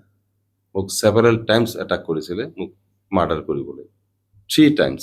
কোনে কৰিছিলে এইটো? যিবিলাকৰ নাম আপুনি কৈ আছে, মই যেতিয়া অ'কে। চিৰাখাৱাত মই মিটিং কৰি আছিলো, এটা ৰাস্তা অপেনিং কৰি আছিলো, উম। তেতিয়া মোক জনাইছে 20-22 জন ল'ৰা তৰোৱাল লৈ চুমৰাচালি ব্ৰিজৰ তলত ৱেইট কৰি আছে উম। আৰু আপোনাৰ নাম লৈ আছে, আপোনাক মাৰিব। আপোনাৰ MLA থকা মই টাইমত? MLA থাকি, অ'কে। তেতিয়া আপুনি সুধিব চুমৰাচালি মানুহবিলাকৰ উম। বা চিৰাখাৱাৰ মানুহবিলাকৰ পৰা। উম। তাৰপিছত যেতিয়া মানুহ গৈছে, তেওঁলোকে দৌৰ মাৰি গৈছে। ৰাতি 12টা বজাত মোক মাৰ্ডাৰ কৰিব, ঘৰত আহি মোক উম। এটাক কৰিব। উম। 100% ঢাকনবাৰী, কুচনিমাৰা, মানকাচৰ মোৰ গাঁও, তেওঁলোকে গাড়ী চাৰি লৈ গোটেই ৰাতি পহৰা দিছে। উম। নেক্সট ৰাতি 9টা 9:30 বজাত মোক এজনী, মোৰ বাইদেউ হয়, মোৰ চিষ্টাৰ হয়, ধৰক দূৰ সম্পৰ্কৰ, উম। মোক ফোন কৰিছে কপি উম। দাদা আপোনাক মাৰ্ডাৰ কৰিব, 5 জন আপোনাক এটাক কৰিব। কেনেকে? যি 5 জনক দায়িত্ব দিয়া হৈছিলে, উম। সেই 5 জনৰ ভিতৰত যোনে ফাৰ্ষ্ট ষ্টেপ ল'ব তাক 50,000 দিব, যোনে ফাৰ্ষ্ট ষ্টেপ ল'ব। উম। সেই ছোৱালীজনীয়ে উম। সেই 5 জনৰ ভিতৰত, আছিলে? 5 জনৰ ভিতৰত এজনৰ চিষ্টাৰ হয়। অ'কে। যদিও মোৰ বিৰোধী আছিল, উম। সেই গুণ্ডা গ্ৰুপত আছিল, উম। কিন্তু মোক মাৰাটো ছাপৰ্ট কৰা নাই। উম। তাৰ চিষ্টাৰক কৈ দিছে যে বিপ্লৱ ভাইক জনাই দে।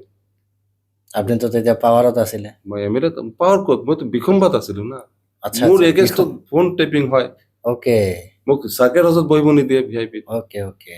DC আহিলে মোক চাৰ্কেট হাউচত বহিব নিদিয়ে। আপোনাক সুধিব, আচ্ছা। তেতিয়া এডিচনেল SP বৰা আছিল। উম। মই সাধাৰণ ৰুমত গৈ মই বহিব লাগে। উম। তাৰপিছত ঈদৰ নেক্সট ডে উম।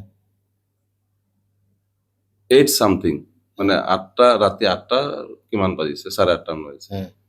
মই যেতিয়া ৰাউণ্ড মাৰিম, উম। চিকিউৰিটি দুজন যেতিয়া জানিছে PS-ত, উম। মই নাজানো তেওঁলোকে মোৰ পিছে পিছে আহি আছে। উম। মই ভাবিছো এটা ৰাউণ্ড মাৰি মোৰ মিয়াপাৰা এনেকে উম। হেৰি ৰাউণ্ড অ'কে। মাৰি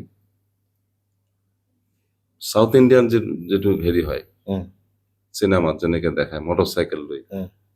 চেম 5 জন মটৰচাইকেল লৈ, চাউণ্ড সাংঘাতিক চাউণ্ড, উম। ঘুম ঘুম কৰি আহি মোৰ আগত আহিল। উম। লগে লগে মোৰ চিকিউৰিটি দুজন আগবাঢ়িল, উম।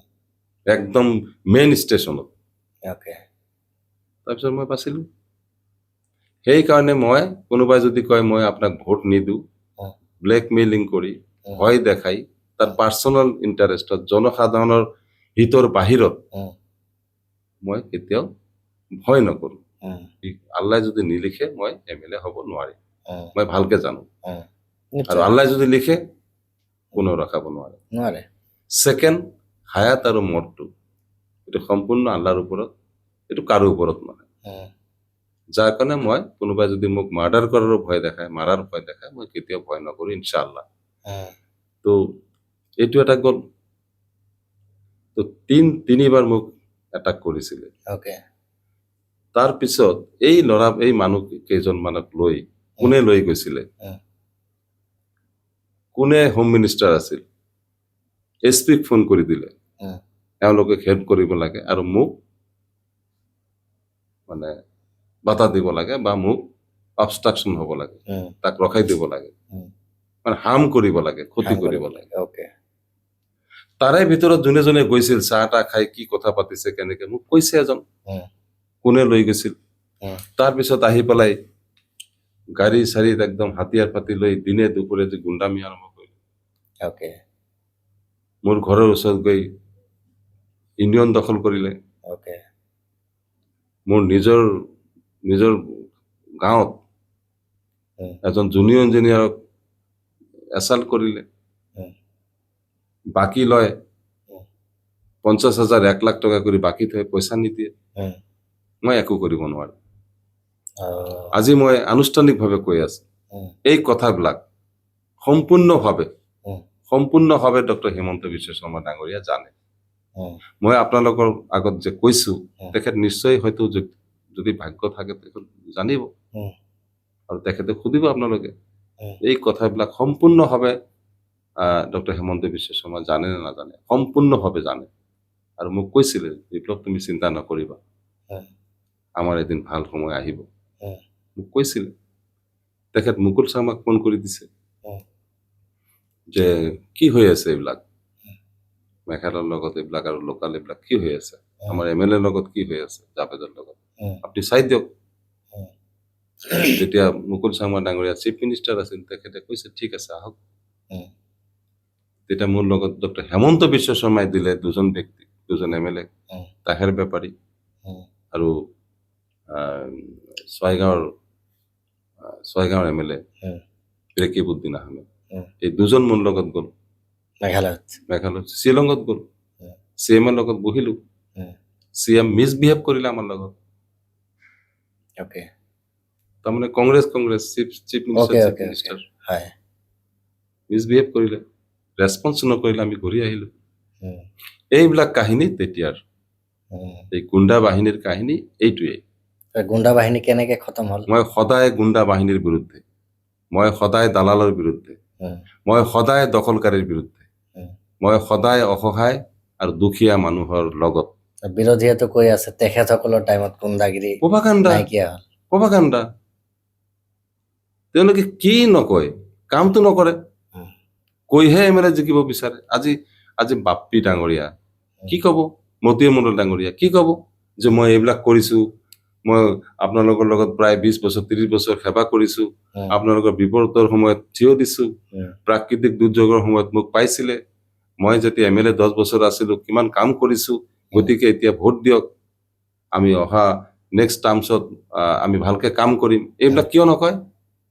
উম। কালি হেমন্ত বিশ্ব শৰ্মা, বিজেপি, জাভেদ ইছলাম, ডক্টৰ কি কয় গৌৰৱ গগৈ ডাঙৰীয়া আহি একেই গান, উম। হেমন্ত বিশ্ব শৰ্মা আৰু জাভেদ ইছলাম প্ৰক্সি, এইবিলাক হয় হয়, মই নিশ্চয়কৈ এইটো প্ৰশ্ন আপোনাক সুধিবই ধৰিছিলো যে এইবিলাকৰ বাহিৰে কি কৈছে? তেখেত যে আহিলে ইয়াত, আহ, কিমান সমস্যা বহুল এখন ডিষ্ট্ৰিক্ট, জ্বলন্ত সমস্যা ইয়াত, yes, তেখেত কিয় নকলে একো? আমাৰ কেন্দ্ৰীয়জন কিয় নকলে? উম। উন্নয়নৰ কথা কিয় নকয়? মানুহ বিশ্বাস নকৰিব, উম। কাৰণ তেওঁলোকৰ বেকগ্ৰাউণ্ড একো নাই। উম। আমাৰ যেতিয়া MLA হ'ল, তেতিয়া অংগনবাদী দিলো, উম। কোনো কেলেংকাৰী নাই। মতিয় মণ্ডল ডাঙৰীয়া যেতিয়া MLA হ'ল, উম। কিমান কেলেংকাৰী পইচা লৈ, এইবিলাক আৰু কি কম এইবিলাক কথা। এই প্ৰক্সিৰ কথাটো আপুনি কেনেকে লয়? ডক্টৰ হিমন্ত বিশ্ব শৰ্মাৰ লগত চাওক, এই কথাটো প্ৰক্সি। আজিৰ দিনত মই কম যে অদূৰদৰ্শিতাৰ কথা এইটো। অদূৰদৰ্শী ৰাজনীতিবিদ তেখেত। উম। আজি আমাৰ ৰাইজে বিচাৰি আছে উন্নয়ন, উম। ৰাইজে বিচাৰি আছে চৰকাৰ, তাৰে ভিতৰত আকৌ মুখ্যমন্ত্ৰীজনো মোৰ নিজৰ মানুহ বনাই দিলে। Okay. তো ৰাইজেতো আঁকোৱালি ল'ব কথাটো, একচেপ্ট কৰিব না। মানে আপুনি কৈ আছে ইনডাইৰেক্টলি আপোনাৰ হেল্প কৰিলে। নিশ্চয় এডভাৰটাইজ হৈছে এইটো। কাৰণ মোৰ লগত ভাল সম্পৰ্ক আছে, মই ক'লো উম, মোৰ লগত ভাল সম্পৰ্ক আছে, আজিও থাকিব বা আজিও আছে, কালিও থাকিব। উম, যদি মানকাচৰ সমষ্টিৰ ৰাইজে বুদ্ধি কৰি উম, বিবেকেৰে যদি ভোট দিয়ে উম, মোক, উম, আল্লাহ ৰহমত, তেন্তে নিশ্চয় লাভৱান হ'ব। ৰাইজে যেতিয়া জানি পালে যে হেমন্ত বিশ্ব শৰ্মাৰ লগত ইমান ভাল সম্পৰ্ক, উম, গৌৰৱ গগৈ নিজে কৈ আছে, উম, তেন্তে এইজন ব্যক্তিকে MLA বনাব লাগিব। উম, মতিউৰ মণ্ডলৰ নিচিনা বা আদাৰ্ছ যদি এনেকুৱা হয় যে MLA ইলেকশ্যন আল্লাই নকৰক, ঈশ্বৰে নকৰক, জিকিলে পিছদিনাখনৰ পৰা কি ক'ব, উম, মোৰতো চৰকাৰ নাই, মোৰতো ৰেছপন্স নকৰে DC, SP মোৰ ফোনে নোতোলে, চাৰ্কেল অফিচাৰ মোক দামেই নিদিয়ে। উম, তে এইবিলাক আজিৰ দিন আছে নেকি? এতিয়া নিউ জেনেৰেশ্যন আছে, ইউথ জেনেৰেশ্যন, কৰ্মসংস্থান লাগে, ফুল প্লেজেড ডিষ্ট্ৰিক্ট লাগে, প্ৰটেকশ্যনৰ কাৰণে বহুত টকা লাগিব। যদি আপুনি MLA হয় প্ৰথম কামটো কি কৰিব? ফাৰ্ষ্ট গৰাখহনীয়া প্ৰতিৰোধৰ ব্যৱস্থাটো আমাক হাতত ল'বই লাগিব, নহ'লে আমাৰ জিলাও নাথাকিব, জেগাও নাথাকিব। বহুত ধ্যান দিব লাগিব ইনশাল্লাহ। উম, তাৰপিছত আমি এতিয়া উপলব্ধি কৰিছো যে নিজাববীয়া এখন ৰাস্তা আমাক লাগিব, উম, অসমে ৰাস্তা লাগিব। উম, কাৰণ মেঘালয় কিবা এটা প্ৰব্লেম হ'লে আমি মেঘালয় যাব নোৱাৰো, এইফালেদি যাব নোৱাৰো, অসমে যাব নোৱাৰো। উম, আৰু যদিও যাওঁ 2 ঘণ্টা 3 ঘণ্টা বেলেগ ৰাজ্য অতিক্ৰম কৰাৰ পিছত আমাৰ নিজৰ জিলাখন আকৌ পাওঁ। উম, গতিকে মোৰ বাপ দাদাসকল উম, এটা সমস্যাত আছিলে, উম, আমি ভুগিলো, তা আমাৰ ল'ৰা ছোৱালী যাতে নুভুগে উম। তাৰ ব্যৱস্থা আমাক হাতত ল'ব লাগিব। এই যে অসম মেঘালয়ৰ যে ক্লেশ, এইটো কি কিবা তাৰ মই সলিউশন? কৈ আছো যে এজেণ্ডাবিলাক কোন অ। কামবিলাক আমি ভালকে আগতে কৰিব ওকে ওকে লাগিব। Okay okay. কমিউনিকেশ্যনটো আমাক কৰিব লাগিব। উম, কমিউনিকেশ্যন নহ'লে বিজনেছ নহ'ব, পঢ়া শুনা নহ'ব। উম, গতিকে কমিউনিকেশ্যনত আমি জোৰ দিম। কৃষি শিক্ষা আৰু স্বাস্থ্য উম, অধিক গুৰুত্ব দিব লাগিব। উম, শিক্ষা নহ'লেতো আমাৰ জাতি হওক বা অঞ্চল হওক কেতিয়াও আগবাঢ়িব নোৱাৰিব। উম, এতিয়া গোটেই পৃথিৱী কম্পিটিশ্যন যুগ আহি গৈছে, উম, গতিকে শিক্ষাত আমি ভালকৈ ধ্যান দিব লাগিব। তাৰপিছত আমি যদিও টেকনিকেল প্ৰব্লেম আছে পাৱাৰ ছাপ্লাই, তথাপিও হিমঘৰৰ কাৰণে আমি এটা চেষ্টা ল'ব লাগিব। মাজে মাজে চব্জিবিলাক আমাৰ প্ৰডাকশ্যনবিলাক খুব কম দামত বিক্ৰী কৰিব লাগে, নহ'লে উম। এনেই পেলাই দিব লাগে। উম, গতিকে 6 মাহ 1 বছৰলৈকে যদি আমি ধৰি ৰাখিব পাৰোঁ হিমঘৰ বনাই, আচ্ছা, ষ্ট'ৰেজ হোম। ষ্ট'ৰেজ, উম, ক'ল্ড ষ্ট'ৰেজ, ওকে। গতিকে এটা ভাল এটা হেৰি আহিব, কৃষকবিলাক অলপ লাভৱান হ'ব।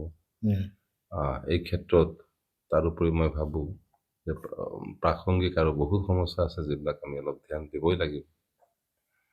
ইফালে ব্যৱসায় বাণিজ্যৰ কাৰণে ITI কলেজটো বহুত ইম্পৰ্টেণ্ট, উম, প্ৰায় জেগাতে আছে, আমাৰ নাই। ওকে। মই খুব চেষ্টা কৰিম আৰু মই আশা ৰাখিছোঁ যে খুব সোনকালে যদি ওপৰলাই মোক দায়িত্ব দিয়ে উম, তেনেহ'লে ITI কলেজটো স্থাপন কৰিম। উম, আৰু কিছুমান অসমাপ্ত যিবিলাক কাম কাজ আছে, চেণ্ট্ৰেলৰ ফালৰ পৰাই হওক বা ষ্টেটৰ ফালৰ পৰা হওক, পাৰ্টিবিলাক খালি লোৱা হৈছে কিছুমান জেগাত, কিন্তু ইষ্টাব্লিছমেণ্ট হোৱা নাই। উম, সেইবিলাক অতি সোনকালে চাব লাগিব ইষ্টাব্লিছমেণ্টৰ কাৰণে। উম, তাৰোপৰিও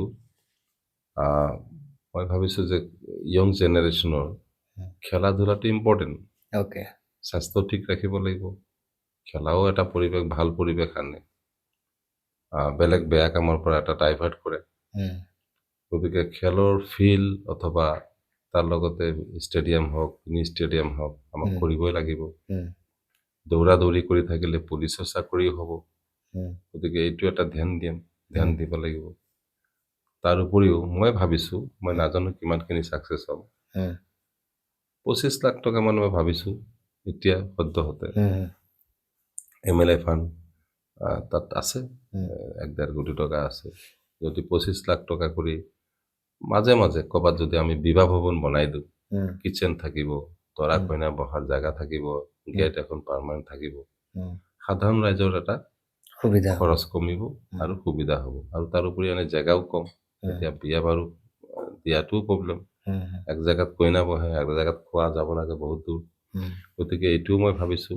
এনেকুৱা ধৰণৰ কিছু সপোন আছে, কিছু পৰিকল্পনা আছে। মোৰ আব্বাৰো কিছু পৰিকল্পনা অসমাপ্তই থাকিল। উম, যদি 2001 মোৰ দেউতা জীয়াই থাকিল হয়, উম, তাৰ 8 মাহ আগতে ঢুকাইছে। উম, যিবিলাক গল্প কৰিছিল, যিবিলাক কথা কৈছিলে, সেইবিলাক মনত আছে। উম, যে সেইবিলাকো যদি মোৰ লগত একেলগে মিলাই, মোৰ সপোন আৰু পৰিকল্পনাৰ লগত মিলাই উম, যদি সফল হ'ব পাৰোঁ, তেনেহ'লে নিশ্চয় আমাৰ এই দুৰ্গম অঞ্চলটো আগবাঢ়ি যাব ভাৰতবৰ্ষ তথা অসমৰ লগে লগে। okay. তো এনেধৰণে আহ, আপুনি মেইনলি কৈছে যে আৰু ডেভেলপমেণ্টৰ কথাটো কেনেধৰণে ল'ম। হয়। তো এজ এ হ'ল মই এইটোৱে ভাবিছোঁ যে মই এতিয়া ৰাইজক কওঁ যে এনেকুৱা এটা সময় আহে, কেতিয়াবা এই সুযোগ ল'ব লাগে। উম, এই সময়বিলাক 30-40 বছৰ পিছত আহে, যে এজন সঠিক সময়ত সঠিক এজন বিধায়ক বাছি লোৱাটো ৰাইজৰ মই ভাবোঁ যে এটা দায়িত্ব এটা। দায়িত্ব আছে, প্ৰয়োজন আছে, প্ৰেজেণ্ট এণ্ড ফিউচাৰৰ কাৰণে। Okay. তাৰ লগতে লগে লগে যদি তাৰ লগতে যদি এখন চৰকাৰ পাই যায়, উম, এইটোতো অট'মেটিক চৰকাৰ, okay. চৰকাৰ আহি আছে, মিত্ৰজোঁট উম, চৰকাৰ পাব। আৰু গৌৰৱ গগৈ চাৰ্টিফাইড কৰি যোৱা উম, যে হেমন্ত বিশ্ব শৰ্মাৰ লগত জাভেদ ইছলামৰ ভাল সম্পৰ্ক, proxy. প্ৰক্সি মানে ভাল সম্পৰ্কই ধৰক মই উম, ক'লো এইটো। তেনে নিজৰ এজন মুখ্যমন্ত্ৰীয়ে পাব মানকাছাৰ সমষ্টি। উম, এক ভোট 3 পুৰস্কাৰ, 3টা পুৰস্কাৰ। নিজৰ এজন মানুহ, ছেকেণ্ড নিজৰ মানুহ মানে সঠিক সময়ত সঠিক এজন ব্যক্তি, উম, তাৰপিছত তাৰ লগতে চৰকাৰ পাব, উম, তাৰ লগতে নিজৰ এজন মুখ্যমন্ত্ৰীয়ে পাব, উম, য'ত সমস্যা বহুল এখন সমষ্টি বহুত প্ৰয়োজন আছে এইটো সময়ত। okay. গতিকে মই ভাবোঁ ৰাইজৰ ওচৰত মই অনুৰোধ জনাম, আবেদনো জনাম যে আপোনালোকে সঠিক সময়ত সময়োপযোগী এটা সিদ্ধান্ত লওক, উম, for the greater interest of locality, um. for the greater interest of our next generation. হয়, নিশ্চয়কৈ ক'ব লাগিব। আমি আমাৰ ফেচবুক পেজত, এম নিউজ ফেচবুক পেজত আমি আমাৰ যে গেষ্ট আজি আহি আছে, আপুনি যে আহিছে, তেখেতসকলক আমি আগতীয়াকৈ জনাইছিলোঁ আৰু তেখেতসকলে কমেণ্টত কেইটামান আমাক প্ৰশ্ন দিছে। যেনেকুৱা এজনে সুধিছে যে আপুনি যে কৈছে যে হিমন্ত বিশ্ব শৰ্মাৰ লগত আপোনাৰ ভাল সম্পৰ্ক, তেনেহ'লে শৰ্মা ডাঙৰীয়া এতিয়ালৈকে মানকাছাৰত কিয় নাহিল? এই কমেণ্টটো কৰিছে আমাৰ আশাত হুছেইনে। এইটো আপুনি কি ক'ব? তেখেত ঠিকে কৈছে কথাটো, কিন্তু আল্টিমেটলি কথাটো এনেকুৱা, মই বিধায়ক নহয়। ফাৰ্ষ্ট কথাটো মই বিধায়ক নহয়, আৰু মই যদি বিধায়ক হ'লো হয় কেইবাবাৰো আহিলো হয় নিশ্চয়।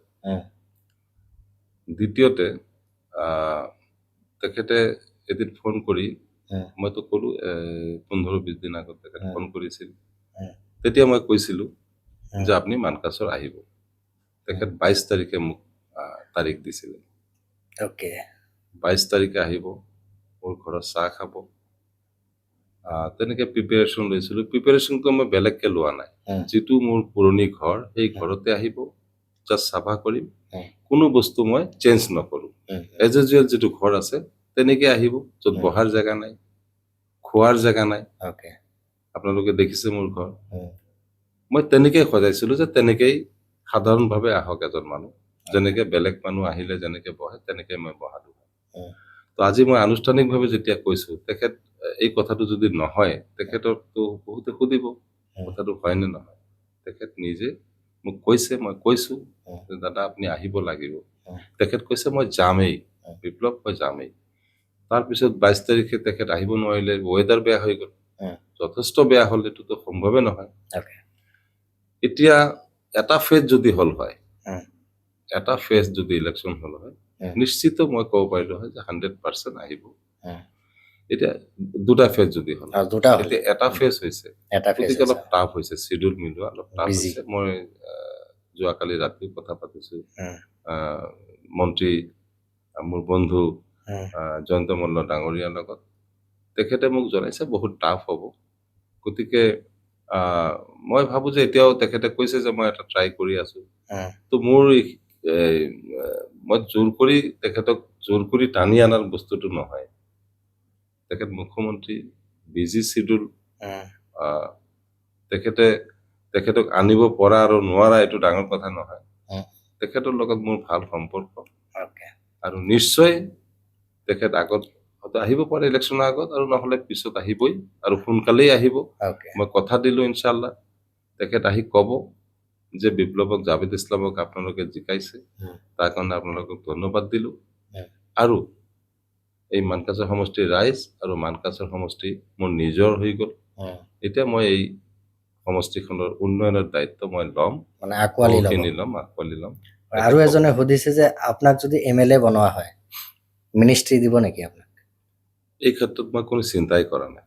অ'কে, মই বিধায়ক হোৱাটো বহুত প্ৰয়োজন আছে, মই এইখিনি বুজো। চৰকাৰ আছে, ডক্টৰ হিমন্ত বিশ্ব শৰ্মা মুখ্যমন্ত্ৰী আছে, হয়। ডেট চাফিচিয়েণ্ট মই ভাবোঁ। Okay. মানকাছাৰ সমষ্টিক আগুৱাই লৈ যাবলৈ মোৰ বহুত সহায়ক হ'ব। আৰু বহুজনে কমেণ্ট কৰিছে ইতিমধ্যে তেখেতসকলে নিজৰ নিজৰ প্ৰশ্ন যে কৰিছে কমেণ্টত ইতিমধ্যে আনচাৰ পাই গৈছে এবাউট হেল্থৰ কথা, কোনোবাই কৈছে শিক্ষাৰ কথা, তেখেতসকলে প্ৰশ্ন কৰিছে। শিক্ষাৰ ক্ষেত্ৰত এটা চেণ্ট্ৰেল কলেজটো লাগিব। হয়। মইতো নেৰো, বেলেগ জেগাত হোৱা মানে ইয়াত ধৰক এইটো প্ৰচেছ হৈ যাব বা হৈ যাব। বেলেগ ডিষ্ট্ৰিক্টত যিবিলাক হ'ব মোৰ ডিষ্ট্ৰিক্টতো তেতিয়া নিশ্চয় হ'ব। তাৰে ভিতৰত বিশ্ববিদ্যালয়ৰ কথাটো আহিব, তাৰে ভিতৰত মানে ইউনিভাৰ্চিটিৰ কথা কৰো, মেডিকেল কলেজৰ কথাটোতো আমি প্ৰচেছ কৰিমেই। এতিয়া মোৰ সময়ত হওক নহওক, কিন্তু মই বহুত আগুৱাই লৈ যাম এইবোৰ ক্ষেত্ৰত। আৰু এজনে যেনেকৈ কৈছে যে will you work towards setting up a central school like Kendriya Vidyalaya, central school কেন্দ্ৰীয় বিদ্যালয়, তেনেকুৱা কিবা পৰিকল্পনা আছে? কেন্দ্ৰীয় বিদ্যালয়টো আমাৰ দৰকাৰ আছে আৰু এইটো সম্ভৱ, গতিকে আমিতো ট্ৰাই কৰিম। বেংকিং চিষ্টেমটো আমি ট্ৰাই কৰিম। আমাৰ চুকচৰত যেনেকে ইকো বেংক আছিলে, এতিয়া নাই, ধুবুৰীত চলে, আমাৰ মানুহ দি চলে। এতিয়াতো আমাৰ ডিষ্ট্ৰিক্ট হ'ল, গতিকে মই তেখেতক আৰু মোৰ নিজৰ ফালৰ পৰা ট্ৰাই কৰিম। যেনেকে মই MLA থাকোঁতে মই বহুত ট্ৰাই কৰি ষ্টেট বেংক আনিছিলোঁ মানকাছাৰত, সেইটো প্ৰায় অসম্ভৱ আছিল। ইনোগ্ৰেশ্যনটো মোৰ হাতে কৰাইছে তেওঁলোকে। গতিকে মই ভাবোঁ যে এই ক্ষেত্ৰতো মনোনিৱেশ দিব লাগিব, তাত বেংকিঙৰ বহুত প্ৰয়োজন আছে।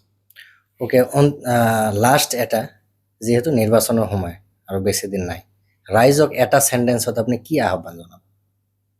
ৰাইজক কি ক'ব লাষ্ট? এক ভোট, নিজৰ MLA, লগতে চৰকাৰ, তাৰ লগতে নিজৰ এজন মুখ্যমন্ত্ৰী। হয়, নিশ্চয়কৈ ধন্যবাদ জ্ঞাপন কৰিব লাগিব ইমান বিজি শ্বেডিউলৰ মাজতো আমাৰ এই ষ্টুডিঅ'লৈ অহাৰ কাৰণে, আমাক ইমানখিনি সময় দিয়াৰ কাৰণে। আপোনাৰ লগত বহুতখিনি কথা আমি আলোচনা কৰিলোঁ আৰু বহুতখিনি কথা কিন্তু আলোচনা কৰিবলৈ ৰৈ গ'ল। পৰৱৰ্তী সময়ত নিশ্চয়কৈ আপোনাক আমি ইনভাইট কৰিম আৰু আমি আশাবাদী যে আপুনি নিশ্চয়কৈ আমাৰ ষ্টুডিঅ'ত আহিব। তো মই আপোনাক এম নিউজৰ তৰফৰ পৰা বহুত বহুত ধন্যবাদ জ্ঞাপন কৰিছোঁ। নিজক মই মোৰ ফালৰ পৰা আন্তৰিক ধন্যবাদ জ্ঞাপন কৰিছোঁ। আজি আমি বহুতখিনি কথা আলোচনা কৰিলোঁ আৰু নিশ্চয়কৈ পৰৱৰ্তী সময়ত তেখেতক আকৌ মাতিম আৰু আকৌ আলোচনা কৰিম।